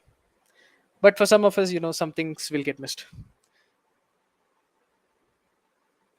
If you try to skim the passage, oh, that's an excellent point. It is true. If you try to skim, you may not even realize what is the author's opinion, what is not the author's opinion.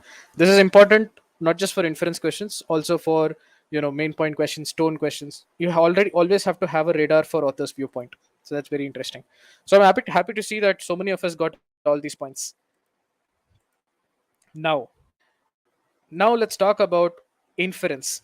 Some of you got all these, quite a few of you got all these points correct, but still did not choose the right answer. The right answer is actually option E.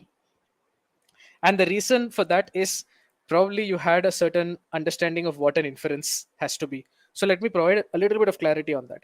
Firstly, I've already discussed this. An inference is always from the point of view of the author, unless the question is asking you for some third party inference. In general, when you say what can be inferred from the passage, you're talking about what the author believes to be true, what you know with 100% certainty the author believes to be true. So you should know that the author believes it to be true, otherwise, it's not a valid inference. Is this point clear? This is the core point. I hope this is clear. Now, another point that you should understand here, author is always assumed to be a logical person, which means if the author has given you something as a fact, then the author by default agrees with it. If the author told you that blue is a comforting color, then by definition the author agrees with it because the author has given it to you as a fact. Here, for example, the author has given you the definition of xenophobia as a fact. Take it and go. Xenophobia means hatred for aliens. So the author by default agrees with it. So far, so good. Now, here is a very important point. The typical understanding of inference is based on the information given. There is some information given in the passage. Based on the information, what is some new point that can be logically deduced? In other words, some of us are looking for something that's not given in the passage explicitly.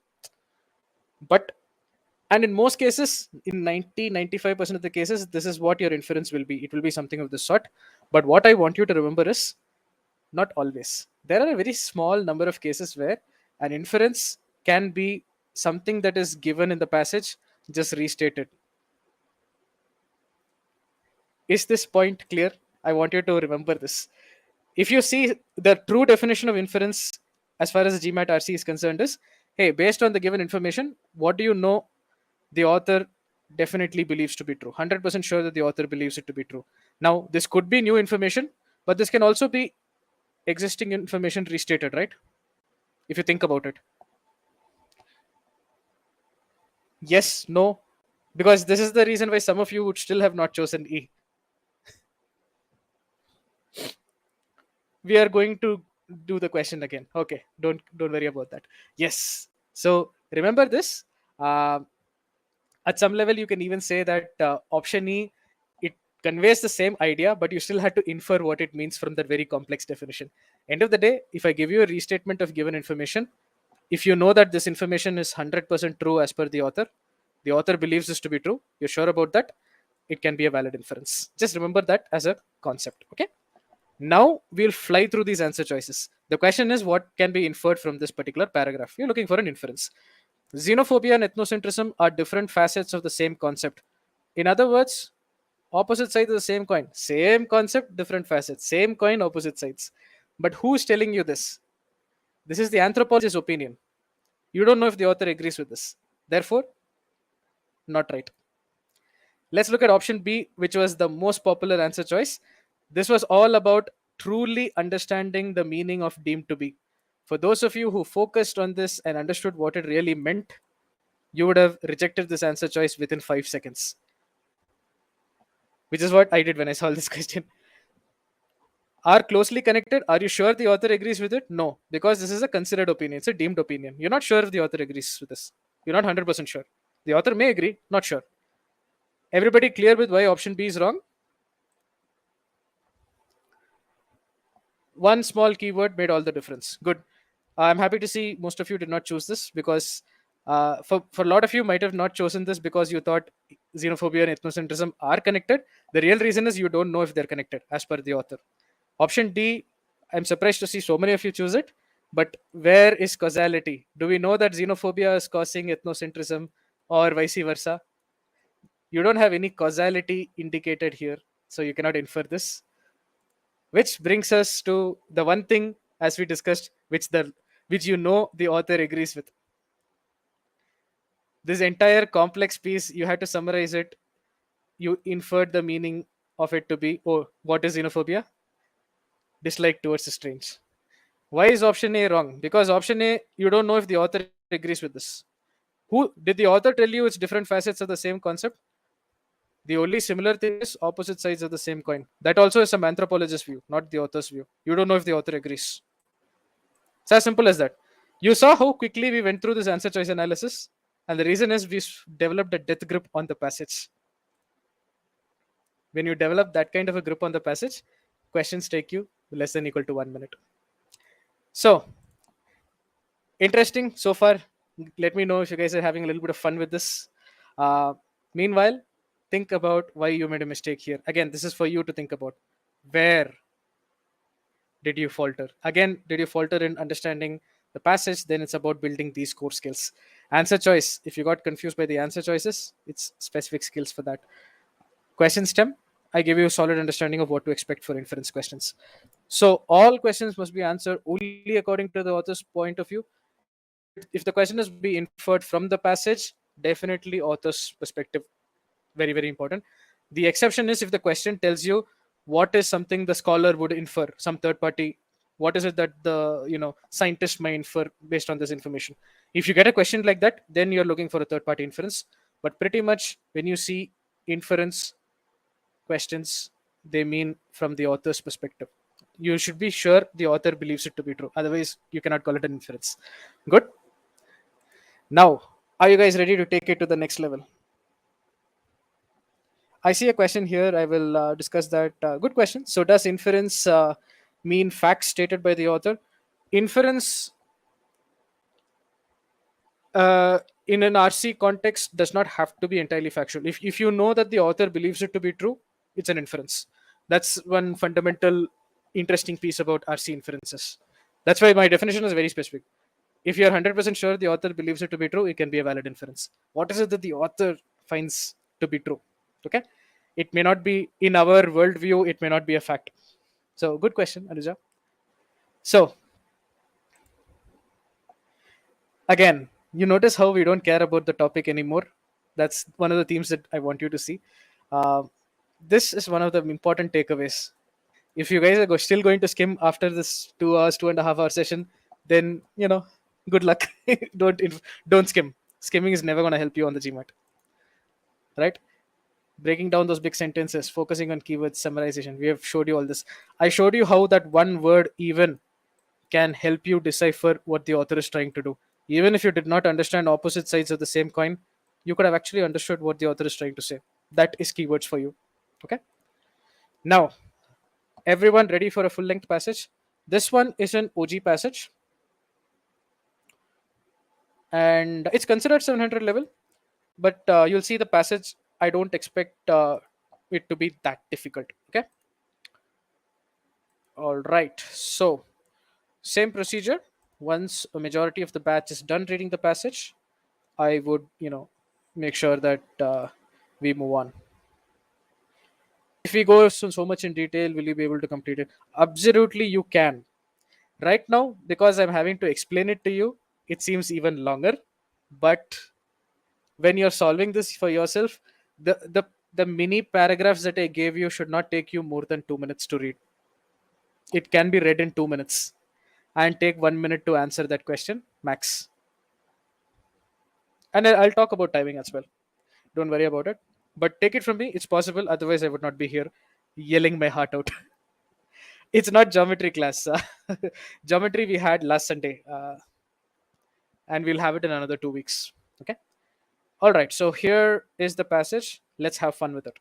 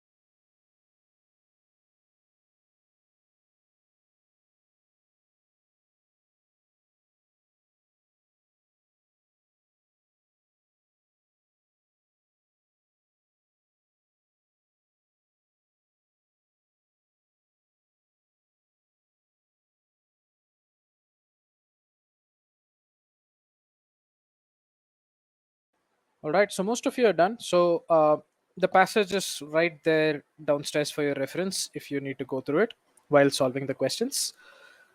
Meanwhile, I'm going to start broadcasting the questions for you. 5 questions in total. Let's have fun with it. So here's question 1. And the approach is the same. Let's start with still solving, and then as you folks choose your answer choices, I'll be able to judge when to move on. So come on, let's hit that still solving. All right, so here is question 1. All the best. Main point question to begin with.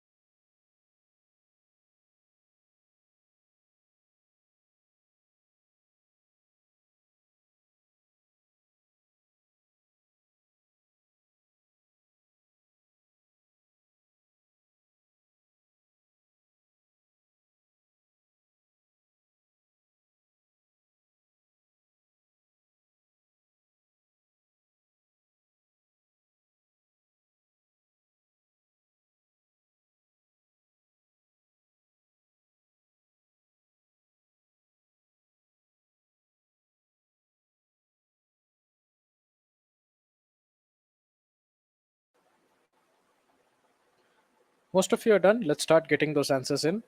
Another 15 seconds.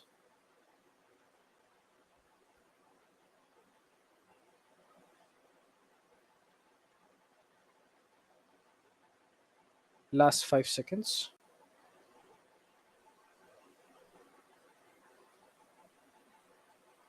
3, 2, 1, and take your best guess. All right, let me end the poll at this point. Good, good show overall. Good answers. So I am going to broadcast the results. Make sure that you just note down whatever answer choice you've chosen, and then we'll get to it. Okay. So you guys have noted down, I hope, whatever you've chosen. Now let's go to question number 2. And I'm going to bring the question poll for you. Still solving as always. Nice. So here is the question on your screen. Notice inference question this time.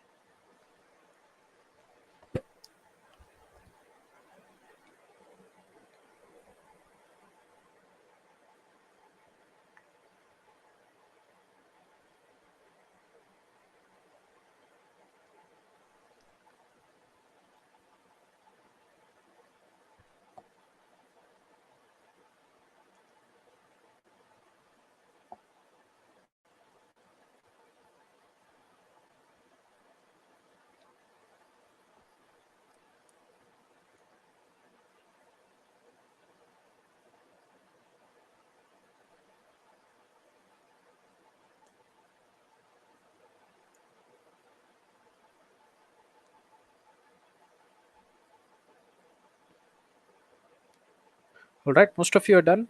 I'm going to give you another 15 seconds.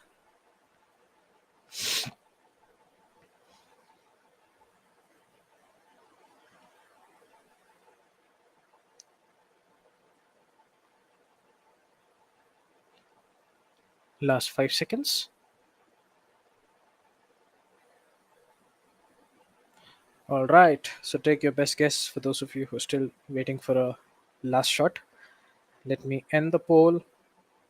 All right, good answers. And I'm going to broadcast the results again for your reference. Make sure that you know take a peek at it. Now let's move to question number 3.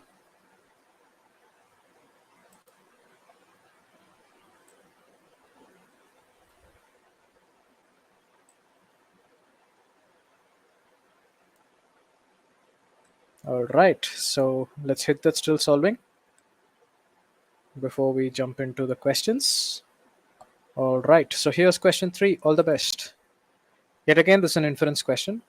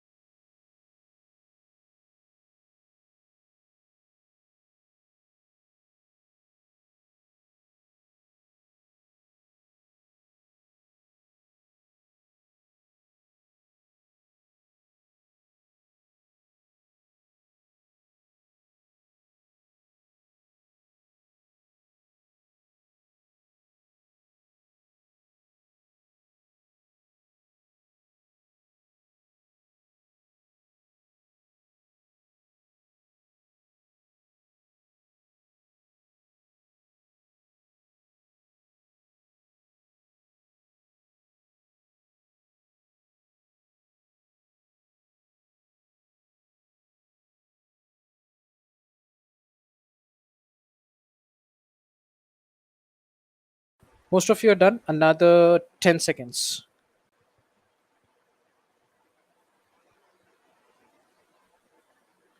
Last 5 seconds.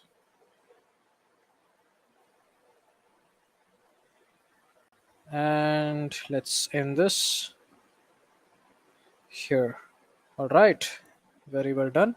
Here are, I mean, let me just broadcast the results for your quick reference, and we'll come back to all this pretty soon. Good. Now let's discuss the second last question of the day. After this, we're just going to discuss the passage, thrash it out, and then discuss the questions from our side before I summarize how to really prepare for RC. Okay, so let's get that still solving to a few more. That way, yes. Here's question 4. All the best. This is what in GMAT lingo is called a function or purpose question.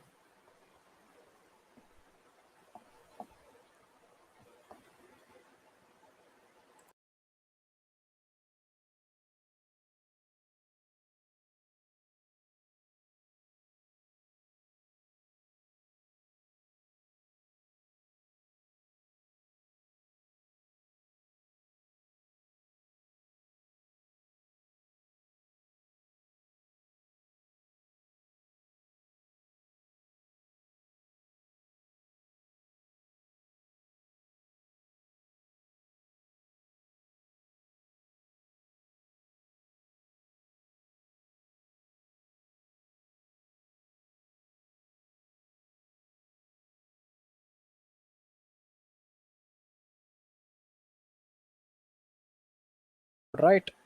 All right. Excellent speed here. So another 10 seconds. Most of you are actually done.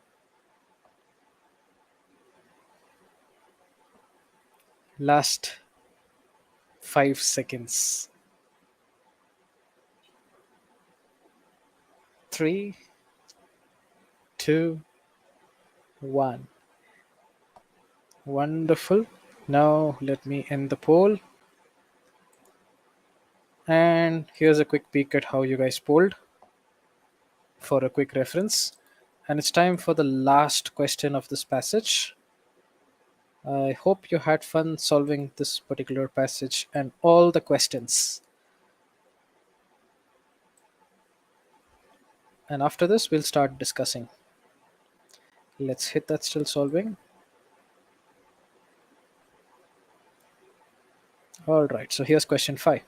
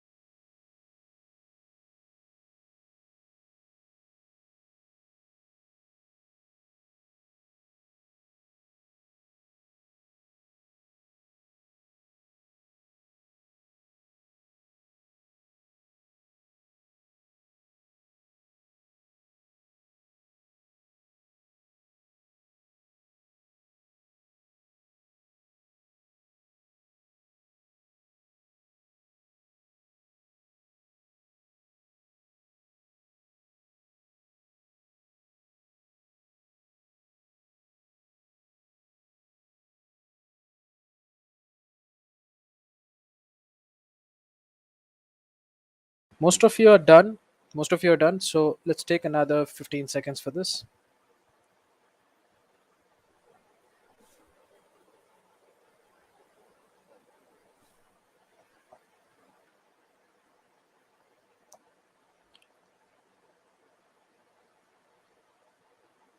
Last 5 seconds.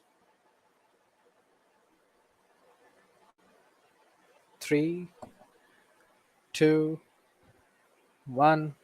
And take your best guess, those who are still thinking about this one. Let me end the poll right now. There you go. And let me broadcast the results. And tell me about it. How was the passage? How were the questions? How much were you able to utilize what you have learned in this session? Let's hear a little bit about all that before we jump into discussion. So, you guys tried the question, tried the passage. Now I'm going to show you how to utilize all those things that I've tried to teach you in these 2 hours and how to really apply them on an actual OG passage. Last question was a bit baffling, as many look correct. I understand where you're coming from. It's actually the toughest question in the set. uh, which you found somebody found it easy. Yeah, it happens, of course. Passage is good, questions are a bit confusing. That's the general sentiment about this particular passage. The passage is easy enough to understand, but sometimes a set is 700 level because the questions are tricky. That happens. So let me quickly give you a the answer key for those of you who want a very quick assessment of how you did. You needed more time for some of the questions. Don't worry, this is just a nobody's judging you here. This is just a place for you to understand where you are with respect to RC.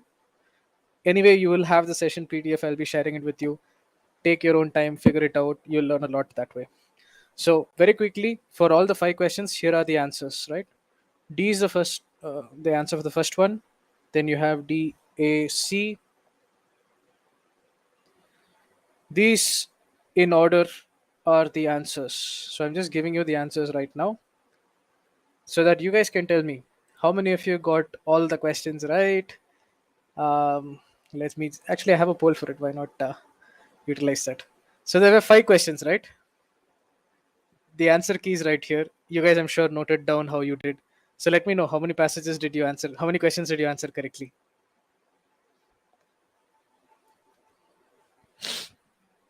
And I'll broadcast that results as well. And some of us actually got everything right. And some of us, I could see proof of concept. Like I told you, right? Once, if you have a solid understanding of the passage, every single question can be solved in less than equal to 1 minute. In this group, I saw that happen with a few of you. You were all picking the right answers in within 1 minute. So some of us, a lot of us got 3 of the 5 questions right. Good to see that. So here it just gives you a quick sneak peek. But anyone here who could actually solve all these questions within 1 minute?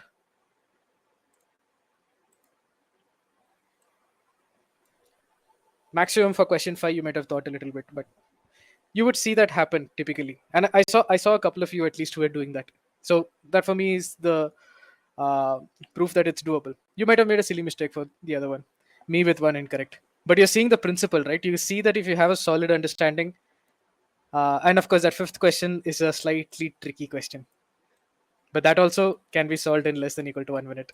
I know because our students have done it before. All right, good. Now, let's come to the business end. How much time should I spend for short passages and long passages? Short passages typically, 2.5 to 3 minutes. Long passages, 3 to 4 minutes, or maximum 4.5 minutes, right? And I will discuss that anyway. Fifth question was a calculated guess. All right, happens. You changed two answers and got it wrong.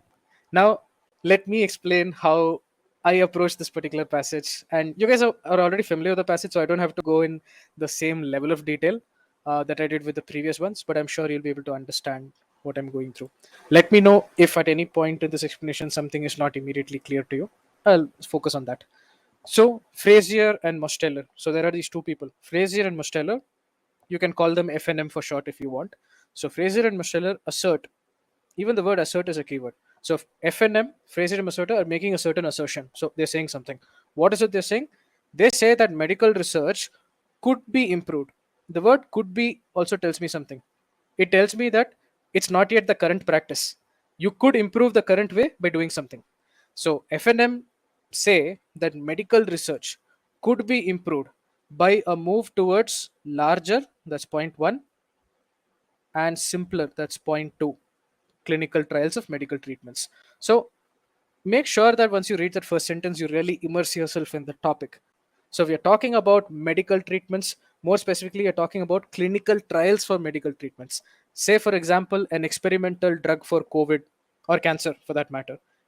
An experimental drug, does it really work? Does it, can I put it in the market directly? No, right? You have to do a clinical trial. You have to ensure that it gets tested on enough number of people. You have to see that the medicine actually works before you can roll it to market. So we're talking about that topic, clinical trials for medical treatments, right?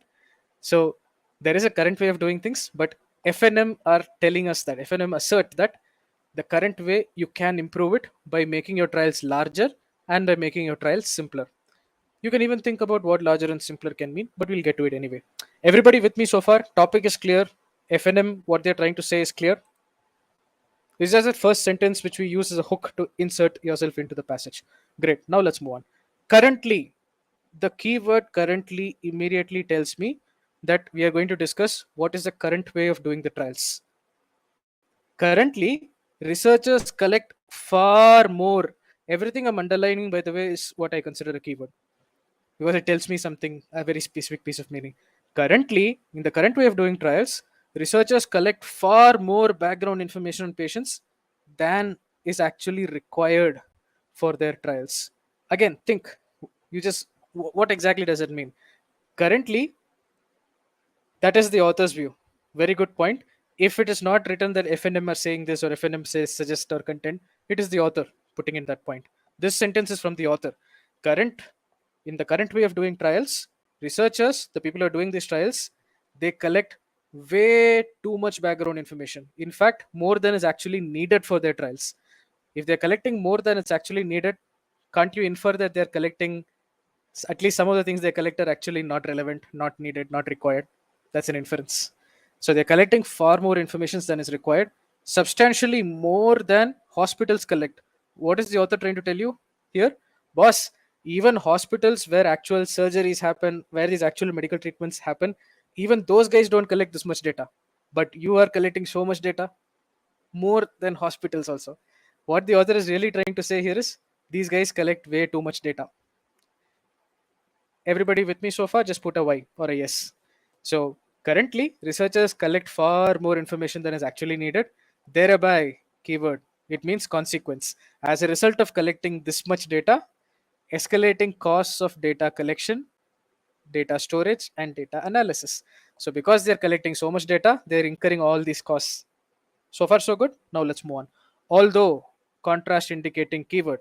So there is a contrast coming up. So although limiting information could, so not necessary, but it can happen, possibility. Although limiting information could increase the risk that researchers will overlook the facts that are relevant to a study. So see, this guy is saying make the trials larger, make the trials simpler.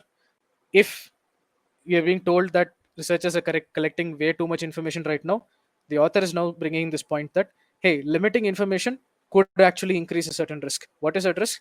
You might accidentally ignore or overlook some fact that was actually important for the trial.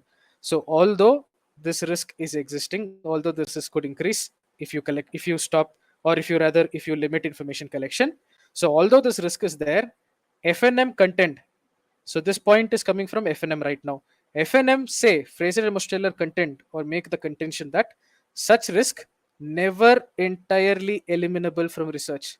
How many of you took a second to think about what that means? When you say never entirely eliminable from research, what does it mean? A lot of RC is about understanding these fairly easier words. A word like content or currently or more than hospitals, those are not difficult words. But if you focus on that, you actually understand what the author is trying to say. It cannot be eliminated. Some risk will always be present. Wonderful answers. The author is telling you, actually, FNM are telling you that whatever you do, today you might be collecting 1,000 variable data points. Tomorrow, even if you collect 1 million data points, there is always going to be some risk or the other, boss. You cannot eliminate risk, whatever you do. Something like the systematic risk of market. I agree. So, this you have to draw these inferences when you're reading this. Then your comprehension will shoot through the roof. Okay. So although limiting information collection, there is a certain risk that you might ignore something which is important. FNM say that, boss, whatever you do, how much ever information you collect, you're always going to have that risk. You cannot take that risk out entirely. But don't worry, such risk would still be small in most studies. So, in other words, what is FNM trying to tell us? It's not a real concern. Firstly, whatever you do, that risk is going to be there. You're never going to eliminate it. Secondly, that risk is pretty small. In most studies, it's not really worth considering. Only in research on entirely new treatments are new and unexpected variables likely to arise. So there is only one condition where you should worry about this risk, that is entirely new treatments. What is the author actually trying to say here? In reality, it's not really that much of a problem. In other words, definitely don't collect this much data. Is that coming through? Is this intent coming through? Everybody clear with me so far? First paragraph? Good. You notice all these things I've underlined. These for me were keywords and places where I focused and asked what exactly can I infer. More than is required. What does it mean? Never entirely eliminable from research. What does it mean? Those are all keywords. If you ask those questions there, your comprehension will be fantastic. So overall, if I had to ask you, let me ask you one question. Here it is mixing his thoughts with FNM point of view. Absolutely. You have to be very careful about what FNM is saying and what the author is saying. The author is fundamentally adding points to FNM's case. The author is essentially helping FNM make their point in this passage. But you always have to be careful what is being told by FNM, what is being told by the author. You should maintain that clarity as you read, which is what I'm also doing. I keep mentioning that this is FNM's contention, whereas this last line is straight from the author. So what actually happened in this paragraph? The the author introduced us to FNM's proposal, number one. And do you realize that what has actually happened is the author has explained FNM's perspective, and the author has also added some points. And what they're trying to tell us is why should you go for larger or simpler? Which of these points is being discussed here? If I had to ask you, is it talking about the benefits of going for larger trial or the benefits of going for simpler trial? Can you think about what it can be? Yes. Some of you are saying larger. You by the next paragraph you will be very very clear why it is simpler. But it's actually talking about it's building the case for why should you go for simpler trial. Think about clinical trials. Right now there is so much more data being collected. This data collection is a complex exercise. Then you have to worry about how to store that data, how to analyze that data. Analysis of data is a complicated exercise. All these things can be removed if you don't collect so much data. In other words, you're talking about making this process simpler. If that is not clear right now, for some of you it may not be clear right now, with the next paragraph you'll see that as absolute crystal clear. Everybody else, is it clear right now? Benefits of simpler trial is being explained. When you try to summarize the passage, you get overwhelmed with information. Think about, to summarize, you have to take a step back and see what the author has done. What are the key points that have been covered? FNM have a certain suggestion: make trials larger, make trials simpler. Then FNM told, then we are told what is the problem with the current way. What is the problem with the current way? Too much information is being collected. Eventual bottom line summary is you don't have to collect so much information. If you don't have to collect so much information, if you don't have to analyze so much information, what is it really talking about? Why go for simpler trials? The benefits if you go for simpler, right? Now, let's get into that second paragraph. And it starts with these beautiful keywords. Fraser and Mosteller propose. So again, this sentence comes to you courtesy Fraser and Mosteller. Not only that researchers limit data collection on individual patients. Have you read about researchers limiting data collection on patients? We read about this. The entire last paragraph was talking about this, right? Don't collect so much data. Do you realize that? When you read this passage, your brain should immediately connect this sentence with what you read in the previous paragraph. That word not only is a clue. When will you use not only? It has to connect with the previous para, right? I propose not only what I already discussed, but something new. Let me also bring in some new factor. The word not only is a clue. In the entire last paragraph, we spent so much time talking about don't collect so much data, don't collect so much data, limit information collection. You notice how this paragraph is starting by telling us not only limit data collection, but also this not only but also is like a keyword. Not only that, but also researchers enroll more patients in clinical trials. The minute you read that, tell me, are you talking about making trials simpler or making trials larger? Enrolling more patients in clinical trials. And think logically. Think about visualize an actual clinical trial. Let's say we are trying to find a cure for COVID, a medicine which can kill the COVID virus within 2 days of taking it. Now, in a clinical trial, for it to be a good trial, you probably have say 100 participants. What they're saying, what a Fraser and Mushla is saying, don't have 100 participants, have 1,000 participants. Enroll more patients in the trials. So now it's crystal clear you're talking about larger. I'm hoping that those connections are forming in your brain right now. If it did not happen last time, but this is fundamentally how you break down these passages. So FNM propose not only that you limit data collection, which was the fundamental of the last paragraph, but also make the trial larger, enroll more trials. So you notice how in the very first paragraph, in that very first line, the author has already given you the full context of the topic. Larger, simpler, both are being discussed. This paragraph talked about why go for simpler. Now we are being introduced to the larger aspect. Probably why go for larger. Do you guys see how beautifully constructed RC passages are, Matt? When you read this sentence, you have to connect back to that earlier sentence and think, oh, this is what you're talking about. Now I understand. Okay, let's carry on. So FNM propose that right now they're proposing that researchers you should enroll more patients, thereby keyword it. So as a result of enrolling more patients, obtaining a more representative sample of the total population with the disease under study. In other words, as somebody pointed out, think in terms of statistics, right?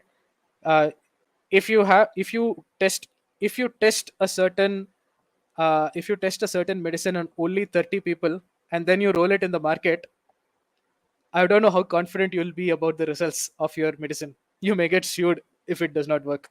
You need a good sample size, right? That's what is being talked about. Obtaining a more representative sample that actually represents the overall population which has the disease. Now, again, look at this beautiful keyword often. What does often indicate? Can somebody tell me? Oh, it's so clearly written. Absolutely. And GMAT RC passages have this kind of a beautiful structure and flow. It's only for us to decipher it. Usually, frequently, that all that is fine. I agree with that. But it's also telling us about the current way of doing things. That's the inference I want you to draw. Frequently, usually, mostly, all of that is correct. But the important inference in this context is it's telling you about the current way of doing things, right? It's not the proposed way, it's the current way. That is the author's hidden hint for you. Often, that is in the way things are happening right now. What actually often happens is researchers restrict study participation to patients who have no ailments besides those being studied. Nobody is stopping you from taking an example to understand this. Let's say you're trying to deal with COVID, you're trying to find a medicine for trial, medicine for COVID in this medical trial, clinical trial. What is actually happening in most of these cases? You are restricting patients to people who have only COVID. They have COVID, but you're not taking people who have COVID and diabetes. You're not taking people who have COVID and hypertension. You're ignoring all those people. You're only looking at people who have the disease you're interested in, which is COVID. Everybody with me so far?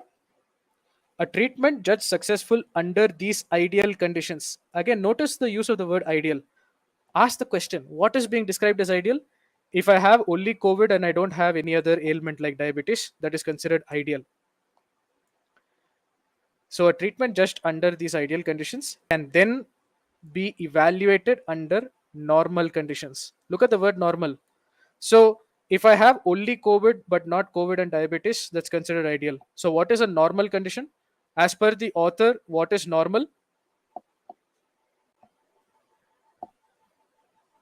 Very quickly, let me know. What is normal condition here?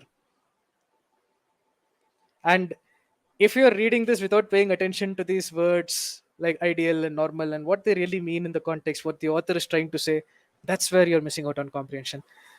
Just one ailment is the absolute opposite. What is considered as ideal? I have only the ailment, I don't have any of the other things.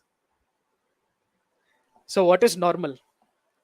The very opposite of that. I have more than one ailment. I'm trying to find a cure for COVID. I'm trying to find a medicine for COVID. But along with COVID, if I'm also a diabetic, that is what is being considered as normal. Do you guys see that? Because I think some of you have stated the exact opposite. I want you to take a quick second, look at how the author is described ideal and how the author is described normal. Now tell me, is it clear? Let me eliminate this. All right. For some of you, it's clear. What about the rest? Do put it in so that I know. And these are the inferences that you might not be drawing while you're reading the passage, but they're all there. And you notice I'm not making these inferences based on any difficult words. It's just that I'm paying attention to these things. I'm comprehending. I'm drawing inferences. I'm reading slowly. Good. Now let's continue. So what we have seen here is fundamentally at a very broad level, the author is telling us, what is FNM's logic? Why should you go for larger trials? Because if you go for larger trials, you'll get a more representative sample. In the current way of doing things, there is a certain problem. What is the problem? You have to first do ideal condition, but then you also have to evaluate again. One evaluation is not enough. You have to retest under normal conditions. Because think about real life. If you bring out a COVID vaccine into the market, forget vaccine, if you bring out a medicine for COVID into the market, it has to work for diabetics also, right? Because that is real life. It has to work for diabetics, it has to work for people with hypertension, it has to work for pregnant women, it has to work for everyone. That is real life. And that's the problem with the current way of doing trials. You have to do it in two steps. First you have to test it ideally, but then you have to evaluate under regular conditions also. That's a problem. In other words, the author is building the case, why go for larger trials? You can avoid all these problems. Okay, let's continue. Broadening the range of trial participants, or in other words, making your trials larger. Frazier and Moscheller suggest, again notice this is the point made by Fraser and Moscheller, not necessarily the author. FNM suggests it would enable researchers to evaluate a treatment's efficacy for diverse patients. Not everybody might be familiar with the word efficacy, but that's okay. What can efficacy mean? Whether the medicine works or not, right? You're giving a medicine in a trial, does it actually work? I wouldn't say efficiency. The correct equivalent word is effectiveness. Is your medicine actually effective? Is it doing its job or is it not? So that's kind of what it means. But even if you don't know that, you can infer from context. So FNM suggests if you broaden the trial, then you would actually enable researchers to evaluate whether a medicine actually works for diverse patients under various conditions. What does it mean? Maybe different types of diseases, different type of disease conditions. Let's see. And two is a keyword, which means there are 2 points. First point, evaluate diverse patients under effectiveness of the medicine for diverse patients under various conditions. And point 2, evaluate its effectiveness for different patient subgroups. So different types of conditions and different types of patient groups. Those are the 2 points being given. For example is a very important keyword. The minute I see for example, even before I read the rest of the sentence, I know that what is being given here is an example for what I just read, right? The overall point is make the trial larger. Why make the trial larger? Because you will have, firstly, you will have a more representative sample. Secondly, these points.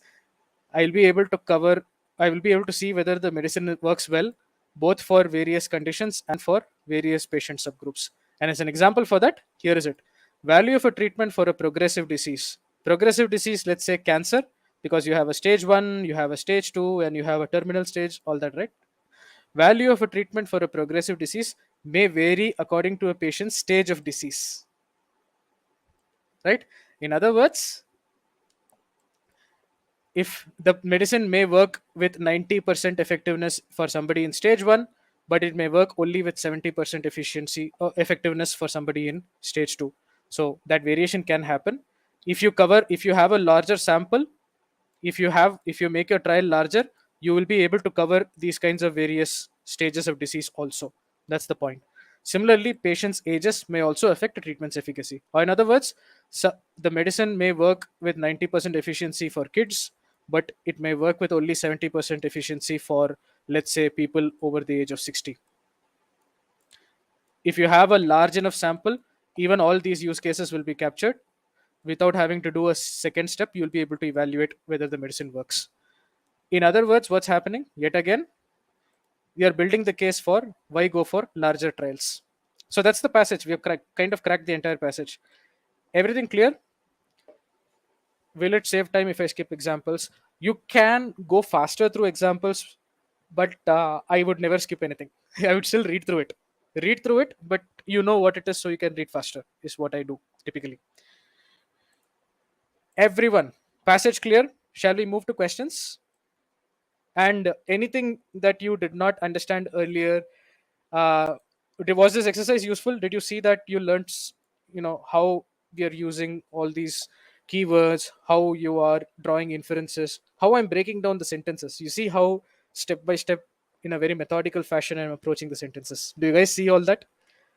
Hopefully you also see some value in the method that I'm preaching here, because it genuinely works. That's why I'm here. All right, so let's get to questions. And I'm going to bring your question poll for your reference. There you go. I believe the results are already visible at this point. Okay. So, how did we do in question 1, main point? 59% of us chose choice D, which is the correct answer. So, I'm happy to see that. And you guys really understood what's happening, right? The author introduced a certain proposal, FNM's proposal to be precise. What was that proposal? Make trials larger, make trials simpler. In this first paragraph, the author kind of built that case for why you should go for simpler trials. Here, the author in the second paragraph, the author built the case for why you should go for larger. In other words, what's happened in the passage, the author has fundamentally discussed uh, FNM's proposal, which is essentially a two-pronged proposal. Make trials larger, make trials simpler. That's the bottom line essence that's the summary of the passage. That's the main point. Now, let's look at the answer choices. Now, I'm happy to see none of you fell for accuracy choice. Very few of you chose choice A. Now, is everybody clear about what accuracy means? Because the word accuracy comes up in multiple answer choices and other questions also. So, if anybody is not clear about accuracy, let me know right now. I'll tell you why accuracy is absolutely out of scope in this passage. If any of you chose any answer choice that has the word accuracy, let me know if you remember it. All right. Because I see that, I'll explain. Now, in the passage, let's take the example of a medicine for curing the COVID.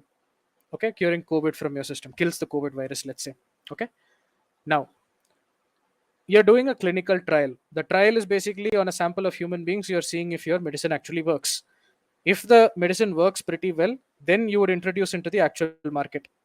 It will be available for sale. People will be buying this particular medicine, or it will be given for free as it, whatever it is.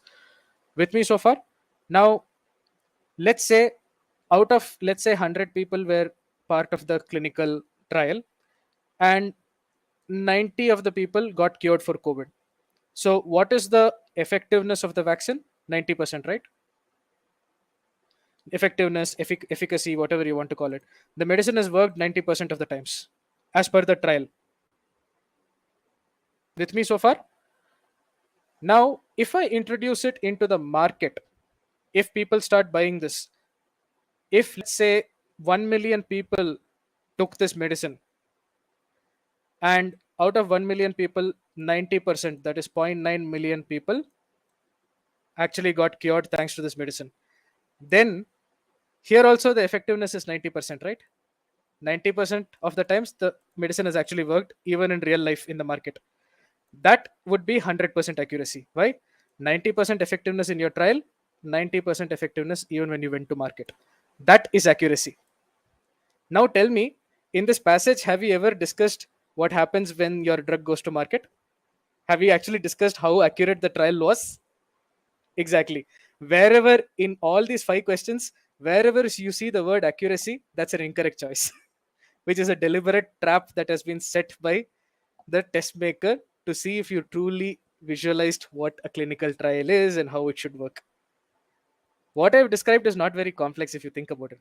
If you put your brain to it, you'll think of it. It's as simple as that. If you just think accuracy, okay, it's the same term, it's probably the same term that's described, then you will fall for these kinds of choices. So I hope that's clear. Which is why option A is wrong. Firstly, nothing, you know nothing about accuracy. Nothing in the passage says that any of these things will affect accuracy in which way or the other. We don't know. Another thing, is the objective just to identify these two practices, or to tell you that the current practice should be scrapped and replaced with the new practice given by FNM? See, the intent is not to identify the practices, right? It's to suggest one over the other.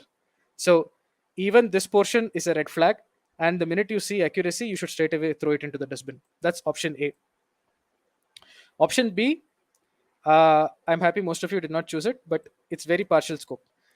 It discusses the current way of doing things, which is costly, but it totally ignores what is the proposed way, and why the proposed way should be taken. All that important stuff is being missed out. It's getting missed out. Option C was popular, so I will discuss that. Why is option C incorrect? This is exactly the same mistake some of you made when you're evaluating that very first question that I gave you, when I gave you that very first passage, very first question. Okay, are certain shortcomings of medical practice discussed in the passage? Yes, definitely. Some of the problems with the current practice discussed. At some level, you can say that is an analysis of the shortcomings presented. Yes, analysis, some kind of discussion is happening. Say you can call it an analysis. But is an evaluation of analysis happening? Again, remember what an evaluation is. It's an assessment. Let's say the passage contains an analysis of the shortcomings, the negatives of the current way of doing things. Is if there was actually an evaluation of analysis, you would see a discussion of what is the pro of this analysis, what is the con of this analysis. Is that pro of analysis, con of analysis actually happening? This answer got you, but now do you see why it's it's it's about being very granular and deliberate with your answer choice. If you fell for this, what you're not doing is you're not breaking down the answer choice and truly visualizing the meaning. Think about it. If is an evaluation or assessment or pros and cons of analysis happening, the answer is no. Option D is the correct answer, and if you followed the pre-thinking, you know why it's correct. Right? Now, for those of you who chose option E, I bring your attention only to this one point. We know that this is the FNMs is a proposal. Does the passage anywhere tell you that this proposal is likely to be implemented?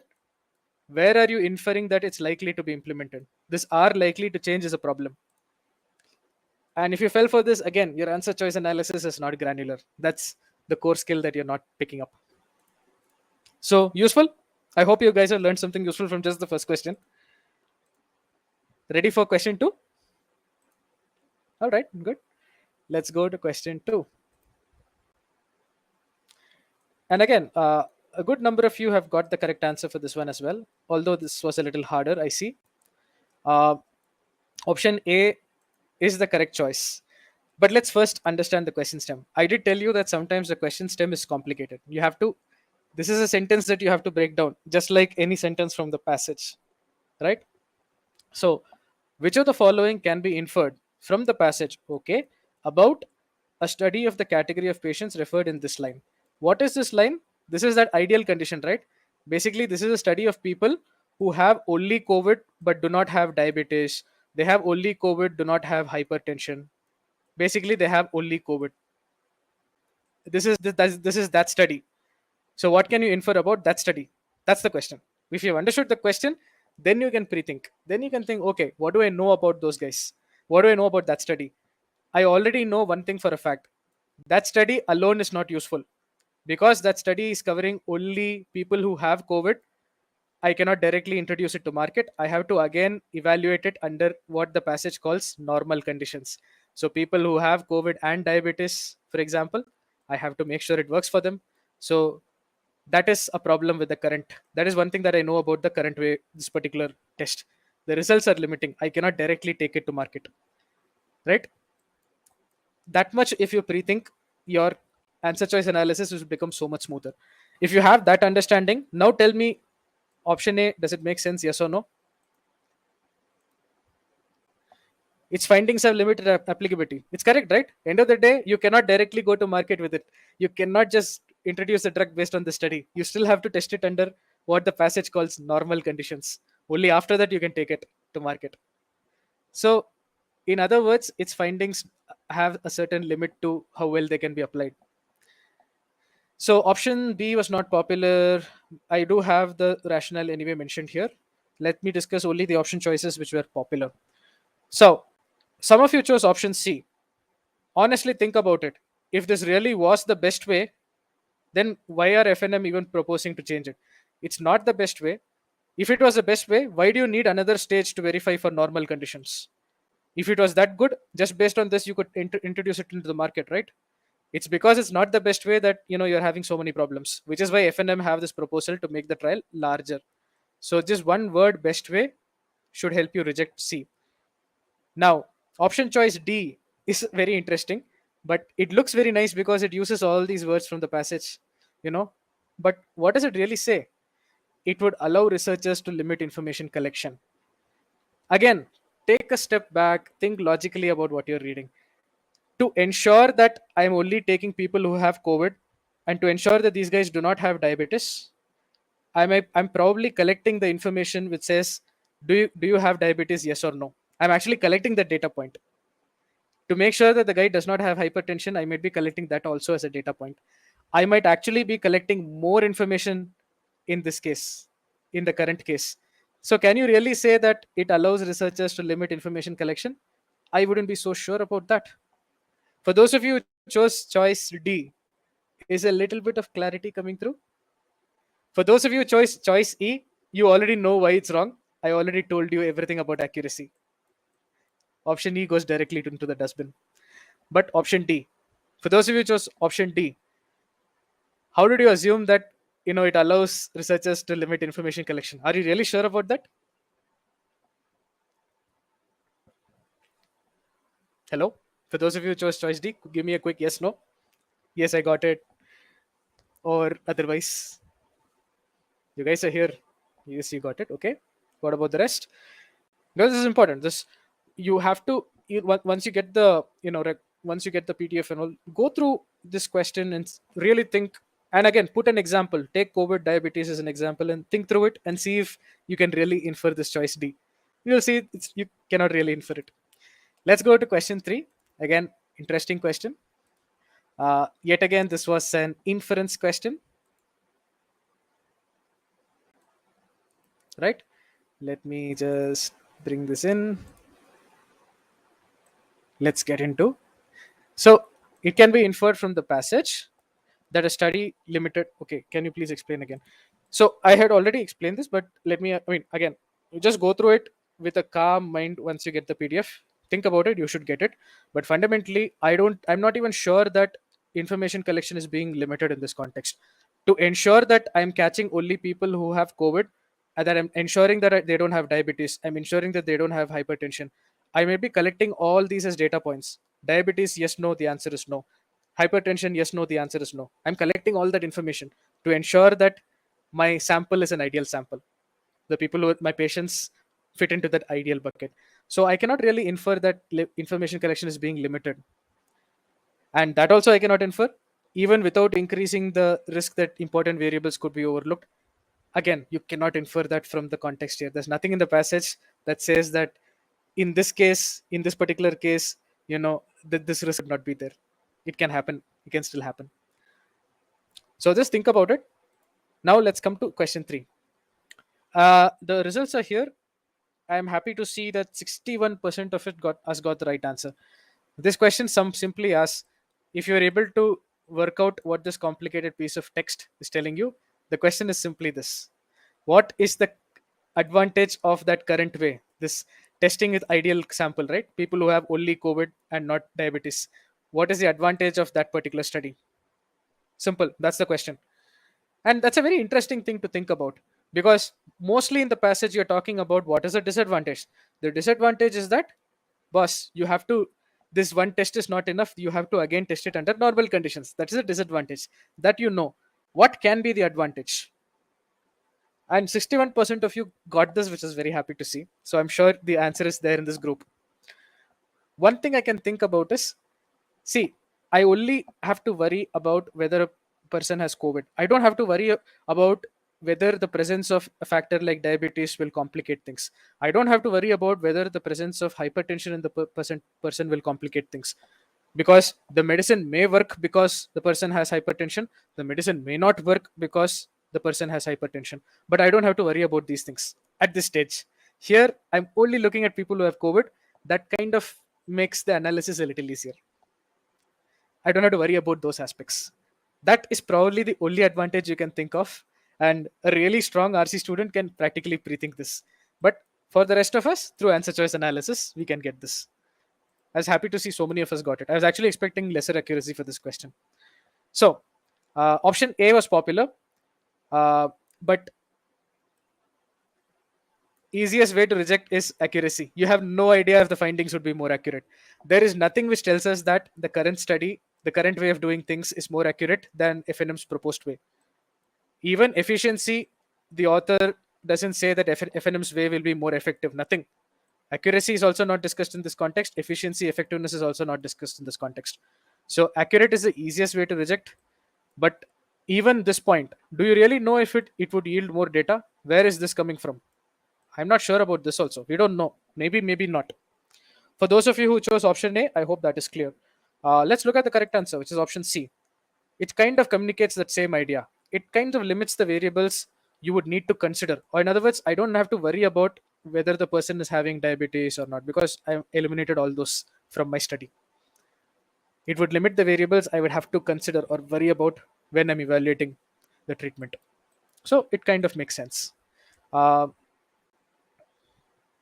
If you chose an option choice like D or E, then again, your understanding of the passage was not proper. I can give it to you in writing. Because tell me what it says. What it gives here, it would help researchers to identify subgroups of patients with secondary conditions that might also be treated. This is the advantage of FNM's proposed study. If you make the trial larger, then you have this advantage. But the question is asking you for what is an advantage of the current way of doing things, not what FNM is proposing.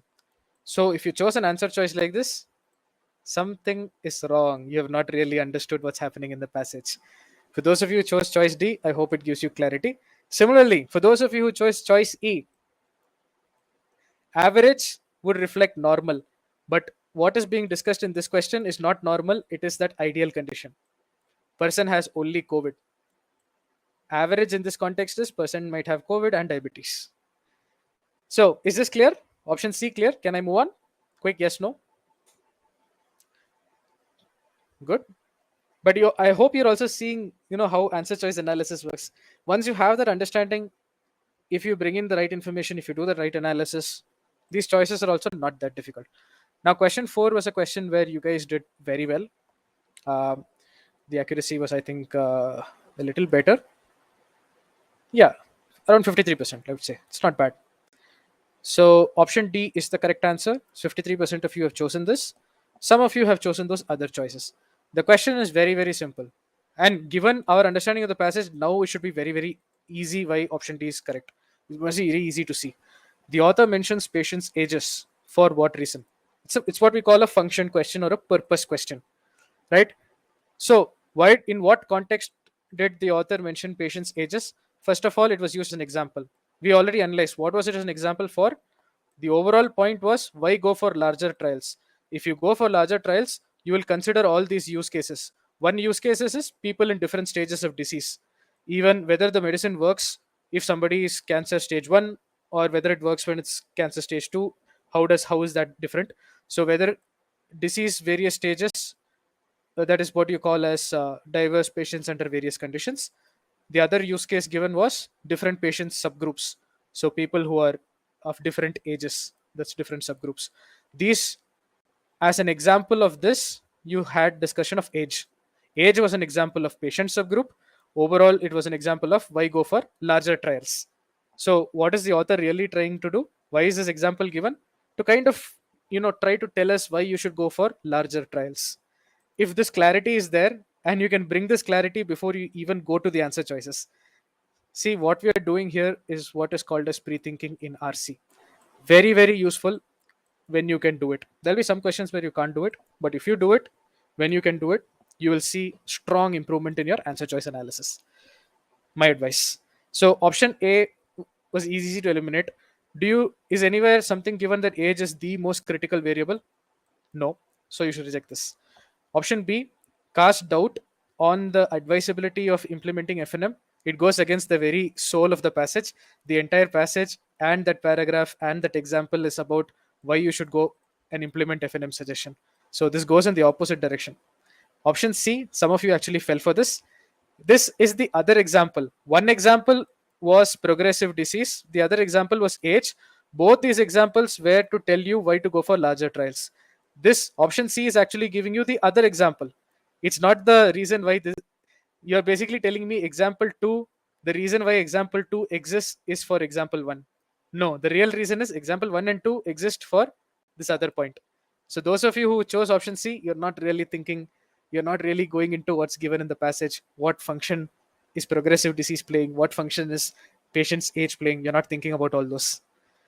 Option D is correct. 53% of you got this. And given your pre-thinking, now look at this. Illustrate a certain point about the value or the benefit of enrolling a wide range, or in other words, making your trial larger. If you pre-think, you will automatically see this is the right answer. And even otherwise, if you understood the passage, you will easily see it's the right answer. Okay. Option E again is practically the opposite of what is stated. Now, let's come to that one question where I did see some of you struggle. Okay. And this is the last question of the day. I hope that you guys have learned something useful from all the exercises that we have done, but I will summarize it in a while. Let's look at the answer choices. Option A, 36% of you got it. It is the correct answer. The trap choice is option C. And again, once I show you why C is wrong, you know it's wrong. What is the question? According to the passage, so this is usually a detailed question. This particular phrase is usually associated with detailed questions. But let's carry on. According to the passage, which of the following describes a result of the way in which researchers generally conduct clinical trials? Notice the word result. It's actually a big clue. Some of you may not even have noticed this. In other words, what we are looking for is not, say, this is the way currently trials are conducted. C refers to current way of doing trials. We are not asked for how the trials are conducted correctly, are conducted currently. Nobody cares for it. Nobody is asking for it. What we are being asked is, tell me one of the results of the current way of doing the trials. First, did you guys have clarity on this point when you solve this question, or are your eyes just opening to this now? If you saw this while you're reading, then it's good. You're actually reading the question stem properly. But I typically see a lot of students miss out on this. So that's why I'm covering this. Good. I'm happy to see that. So we need to find something which is a result of the way in which researchers generally conduct clinical trials. What if I tell you that here the answer is very easy? If you even remember that we had two result indicating keywords. You remember there was a thereby here, which indicates, oh, as a consequence of the current way of doing trials, something.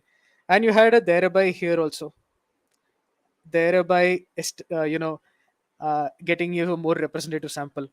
So those are indicators, those are clues. But fundamentally, if I talk about the results of the way trials are currently conducted, from the first paragraph, I get this. What is the problem? Way too much data is collected, way too much information is collected. The problem because of that is escalating costs. Escalating costs of storage, escalating costs of information collection, escalating cost of analysis. All these three costs are higher than normal. This is a result. Another result comes from the second paragraph. Because in the current way you're testing under ideal conditions, that's not enough. You then have to, application to real life is limited. As a consequence, you have to do another step. You have to test it again under normal conditions. That is also an end result of the current way of doing trials. So this is my pre-thinking before I jump into answer choice analysis. Now look at that option A and tell me, does it make sense? This is a question which had the least accuracy. So I want to discuss both A and B and C and D. Yes. What is the result of the current way trials are conducted? Definitely, you can say they expend or spend resources. Money is also a resource. Cost is also a resource, right? You're spending money. Cost indicates money being spent. So they spend money. There's an escalating cost on storage of information, likely to be irrelevant. For those of you who are wondering about likely to be irrelevant, do you remember this thing? Than is strictly required. What do we know about the current way of doing trials? Way too much information is collected, more than is actually required. If you require only so much of information, but you're collecting in reality so much of information, then can you not say that at least some of this information you collect is irrelevant? At least likely to be irrelevant? Can you not infer that? Yes, no? Now that is drawing inferences, making sure you're getting the right answer. And for those of us who thought about what is than is strictly required while you're reading the passage, choosing this answer choice would not take you anytime more than 1 minute. Within 40-45 seconds, and some of you are able to do that, you would get the right answer choice if you had this level of clarity about this going in. Now, let me also show you the other choices. They sometimes compromise the accuracy.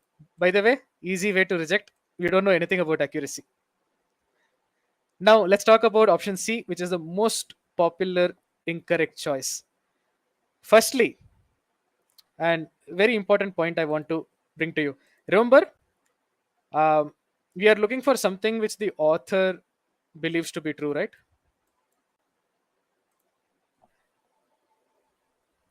First, my first point in this particular passage is it's FNM who are even talking about this particular point. The author doesn't actually give an opinion about whether risk is eliminated or avoided or anything. But more importantly, let's look at this word. What does the word avoid mean?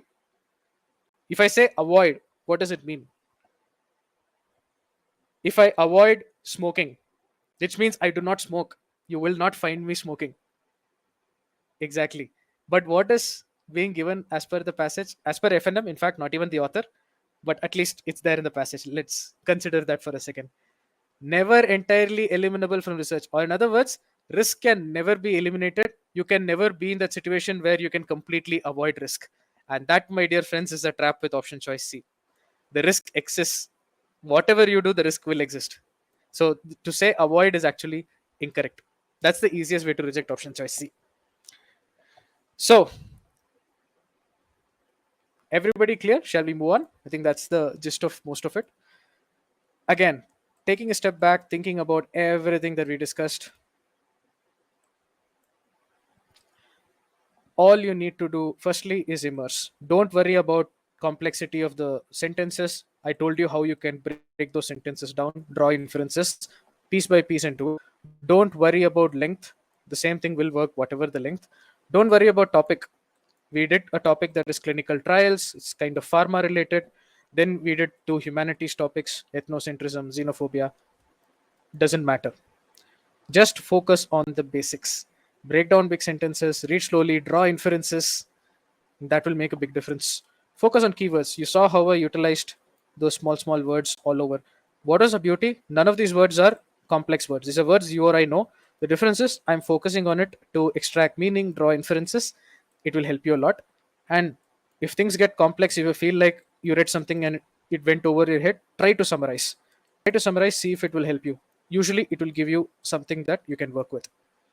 So this is how you can get to that 90th percentile.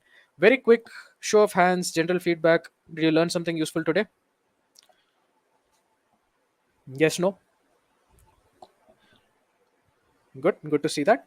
So now let's talk about the way forward. Now that you've seen how we at e-GMAT really deal with RC, I'm going to give you all the remaining clarity. I'll answer the questions that are definitely there in your head. So if you want to get to that 99th percentile, 90th percentile and above, firstly, you need to learn how to read slowly. Notice everything that we did today, skipping, skimming, rushing is something we do not do. You have to read slowly. You have to master reading slowly. Second, you you cannot just learn by solving passages and just blindly solving passages. You have to look at data and let that data tell you what you need to work on, what you do not need to work on. Only with data can you really get to that next level. So you need to always look at data. But now let's talk about that one question that a lot of you, I'm sure, still have. How the hell is all of this possible in regular time? Right? What do I mean by read slowly in a time test? How is that possible? Now, again, remember, I wouldn't be here shouting from the rooftops, or rather shouting from my room here, if I didn't believe in this method and if it didn't work, right? So here is how it works. What I'm showing you is the typical time distribution once you reach a certain level. Right now, for those of you who have not been using these methods, what I've discussed in the session, this timing might seem improbable, but give it time. Once you build the muscle, once you really incorporate this method into how you read your passages, the time you take to solve RC, something magnificent is going to happen. For a short passage, you're going to take 2.5 to 3 minutes, the way we have read passages today. And for a long passage, okay, the passage that you just read today, it's a fairly long 2 paragraph kind of thing. Some of the passages are longer. It should take you anywhere between 3 to 4 minutes. The Fraser and Mosala passage that you just did today is between 3 to 4 minutes. I would probably do it in 3.5 minutes to get the level of clarity that we had right now. If you are able to do this, then where does the time saving really come? It's in the time taken to answer questions. You will actually take less than 1 minute. Even in the small room with a lot of you, I saw that happening. Some of you were confidently marking answers in around that 40 to 45 second mark. Some of you are choosing the right answer in 5 seconds, which means you have seen the passage and you remember the answer. I'm not including you guys, but I saw a lot of you were able to choose the correct answer in 40 to 45 seconds. That comes if you're able to do all these things well. So typically, you would take 7 to 8 minutes for a typical RC passage, including the questions. If it's a typical average length RC passage, 4 minutes to read the passage and 4 questions, 1 minute to read each and every question. If it's a really complex passage, maybe 4.5 minutes, but you would typically see even lesser time for the questions. That's what usually happens. Now compare this with your speed reading. Let's say you are skimming through the passage.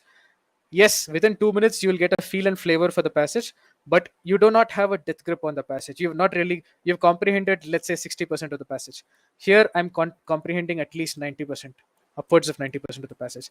The difference will come in answer choice analysis when you analyze the questions. I would, with my method, I would be able to solve every question in less than equal to 1 minute. But a person who's skimming through, what will happen? He or she or they will have to keep going back to the passage. Why? Because you're not sure about what you read. You have to go back again and again to refer to the passage. That takes time. So that increases the time. In a particular question, if there are three complex choices, for all these three choices, you might end up going back to the passage. I would not have to do that. I might have to go back for, let's say, if it's for just one complex choice. Everything else was already in my head. That's the difference. Pretty much, you'll take the same amount of time. Sometimes you'll take lesser time with my method. And what's so great about our method, you will see that you're supremely confident with the answer choices. Your sense of confidence will also be much higher because you've read the passage that well, boss. The difference will be felt. So do you guys see the logic here? Eventually, where do you spend a bit more time? Upward investment of time, upstream investment of time in reading the passage or passage comprehension, but in the downstream, in your actual solving of questions, in your answer choice analysis, you'll spend far lesser time. Everybody clear? You will not spend more than 1 minute for any of these questions. Even that last question that you solved, Imagine you already understood, more than required and all that. You would choose that choice A within 30 seconds, 35 seconds, and then you would use another 20 seconds to reject the other choices. You would see a word like avoid and say, oh no, but the passage does not say avoid. We already know never entirely eliminable. Whatever you do, there is going to be risk. So how can you say avoid? You reject choice C also. You see how quick that process can be? That's your learning. That's how you crack RC. And again, the reason I bring this here is I wouldn't be here, discussing e-GMAT's method for RC if we did not have success with it, right? This means when I say 3 out of 5 success stories, 3 out of 5 700 plus, that 60% of all success comes from e-GMAT. Uh, a lot of it is also RC, right? You cannot get scores like this doing poorly in RC. In fact, if you check our YouTube channel recently, there's quite a few 740, 760 scorers out there. Without doing well in RC, you cannot get that kind of a score, right? Remember that. So I gave you statistical evidence, but let me also talk anecdotal. These are our students who have been in your shoes. Anastasia got a 740, ended up in Columbia eventually. Read the text, don't rush that. Once you read the text properly, it takes only 30 to 50 seconds to answer each question. It's exactly what I'm telling you about. Our students have seen this for themselves on the GMAT. Nishant is another Columbia admit, our student who scored a 740. Don't stress about timing. Read the passage. Take 3+ minutes for shorter ones, 4+minutes. One of you asked specifically, right, for the time distribution. This is from Nishant himself, a student himself, right? This strategy has that initial or upstream investment of time, but look at this. I was answering questions in 45 to 60 seconds flat. This is actually Nishant's ESR from his actual GMAT attempt, the one where he scored 740. And you can see the time spent on RC. 2 minutes per questions, practically 8 minutes per passage, which is perfect. 4 minutes reading the passage, around 1 minute for each and every question, 4 questions, 8 minutes. This is wonderful time with fantastic accuracy. So the slow reading, it does not really take any more time than your speed reading. On the other hand, it improves your accuracy, it gives you that confidence. So these are all our students' words just to get you into that thought process. Dr. Rohit Singh Malan is a student, and I really like this point that he mentions. Earlier, he had to read the passage multiple times. Look at this. I was forced to read the passage multiple number of times because something was missing. So I had to go back and check something. After applying these strategies, the need to read passages significantly reduced. For him, it helped in CR as well. But I'm specifically talking about RC here. So I hope this gives you a certain bit of an understanding of the method, how it works, and why it works. We are far upwards of 255 at this point, but do check out our YouTube channel. There's a lot there. Now, how do you build these abilities? I've shown you the core skills that you need. Now, how do you build these things, right? Uh, One thing I really want you to understand is there is this misconception that uh, GMAT verbal and RC in particular, you need to be an avid reader. Do you have this idea right now that you need to be somebody who's been reading for centuries to do well in GMAT verbal? If you felt that way, let me clear that myth. Absolute balderdash, absolute BS. You do not have to be an avid reader to ace the GMAT verbal. Entire verbal, not just RC, and of course RC also in particular. It's good to be well read, but it doesn't have to be that you need to have read so much. So many of our students who are successful are not avid readers. See, in fact, the data tells us that if you're an avid reader, you can get to that 70th percentile just based on your already established practice of reading. But to move from 70 percentile upwards, being an avid reader does not help. You need to build those core skills. It doesn't matter whether you had a reading habit or not.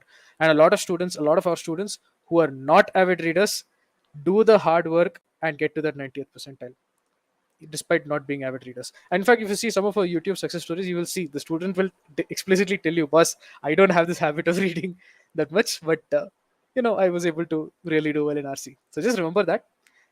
Again, one of the key themes from today's session is that attribution of causality. What exactly made you falter?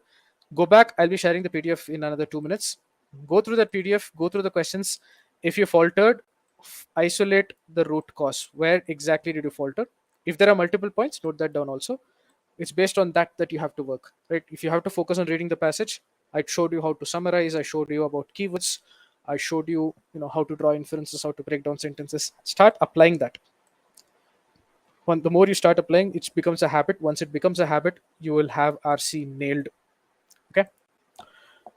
So for those of you who are e-GMAT students, you're aware of this. But for the rest of you, it's important. And for those of you who are e-GMAT students, also it's important. Make sure that you haven't skipped corners, you haven't cut corners. You're actually doing the course the right way.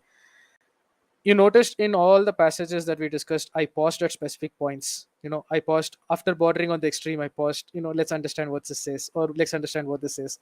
There's a certain logic as to where to pause, how to pause. So we do try to teach that as well.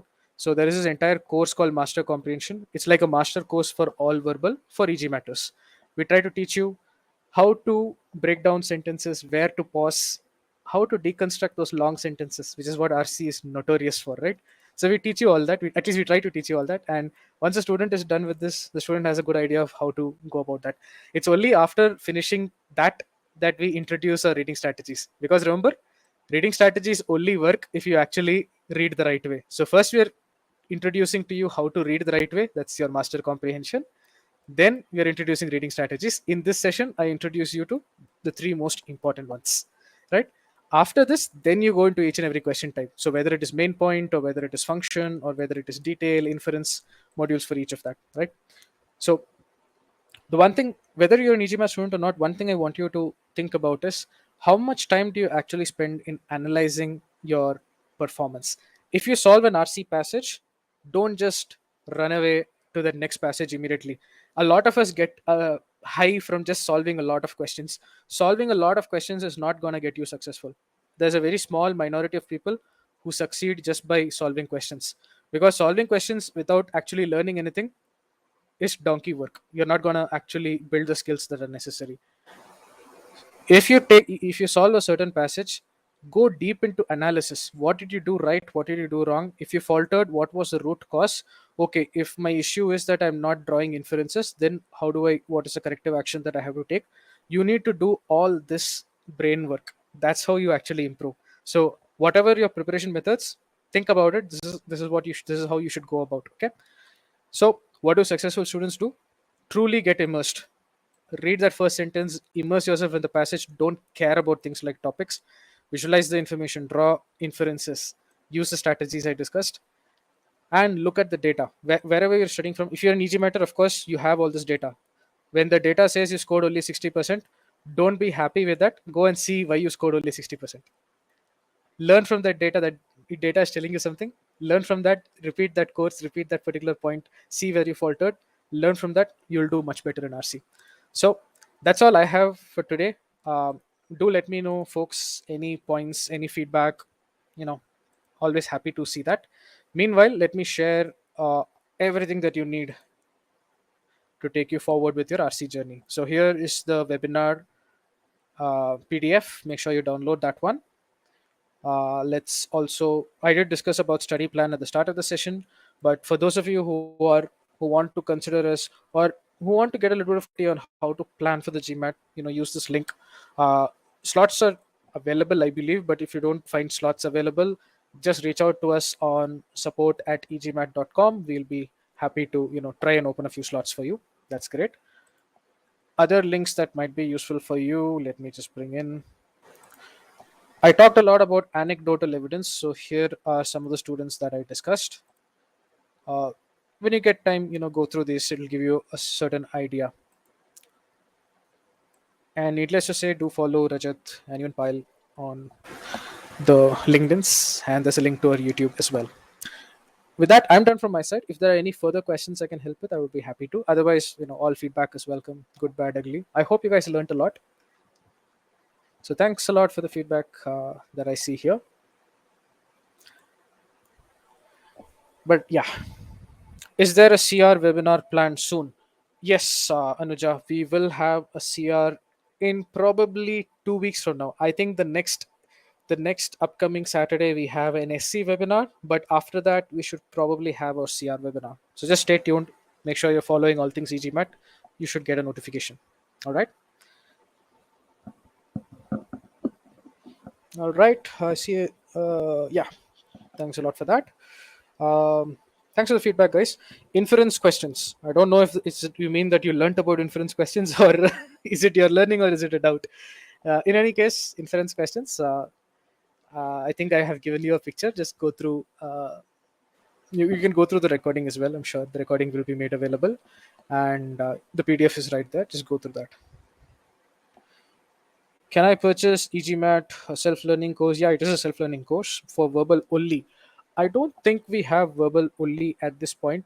Mansi, you can provide clarity on that if necessary, but I don't think we currently offer verbal only. We used to, but I think we don't. We're not doing it at this point. But yeah, thanks for that question. But yeah, if you actually look, if you actually take a look at our quant, I pretty much guarantee you would want to try it out. It's a lot of fun. The design, the architecture of the quant course is actually very advanced.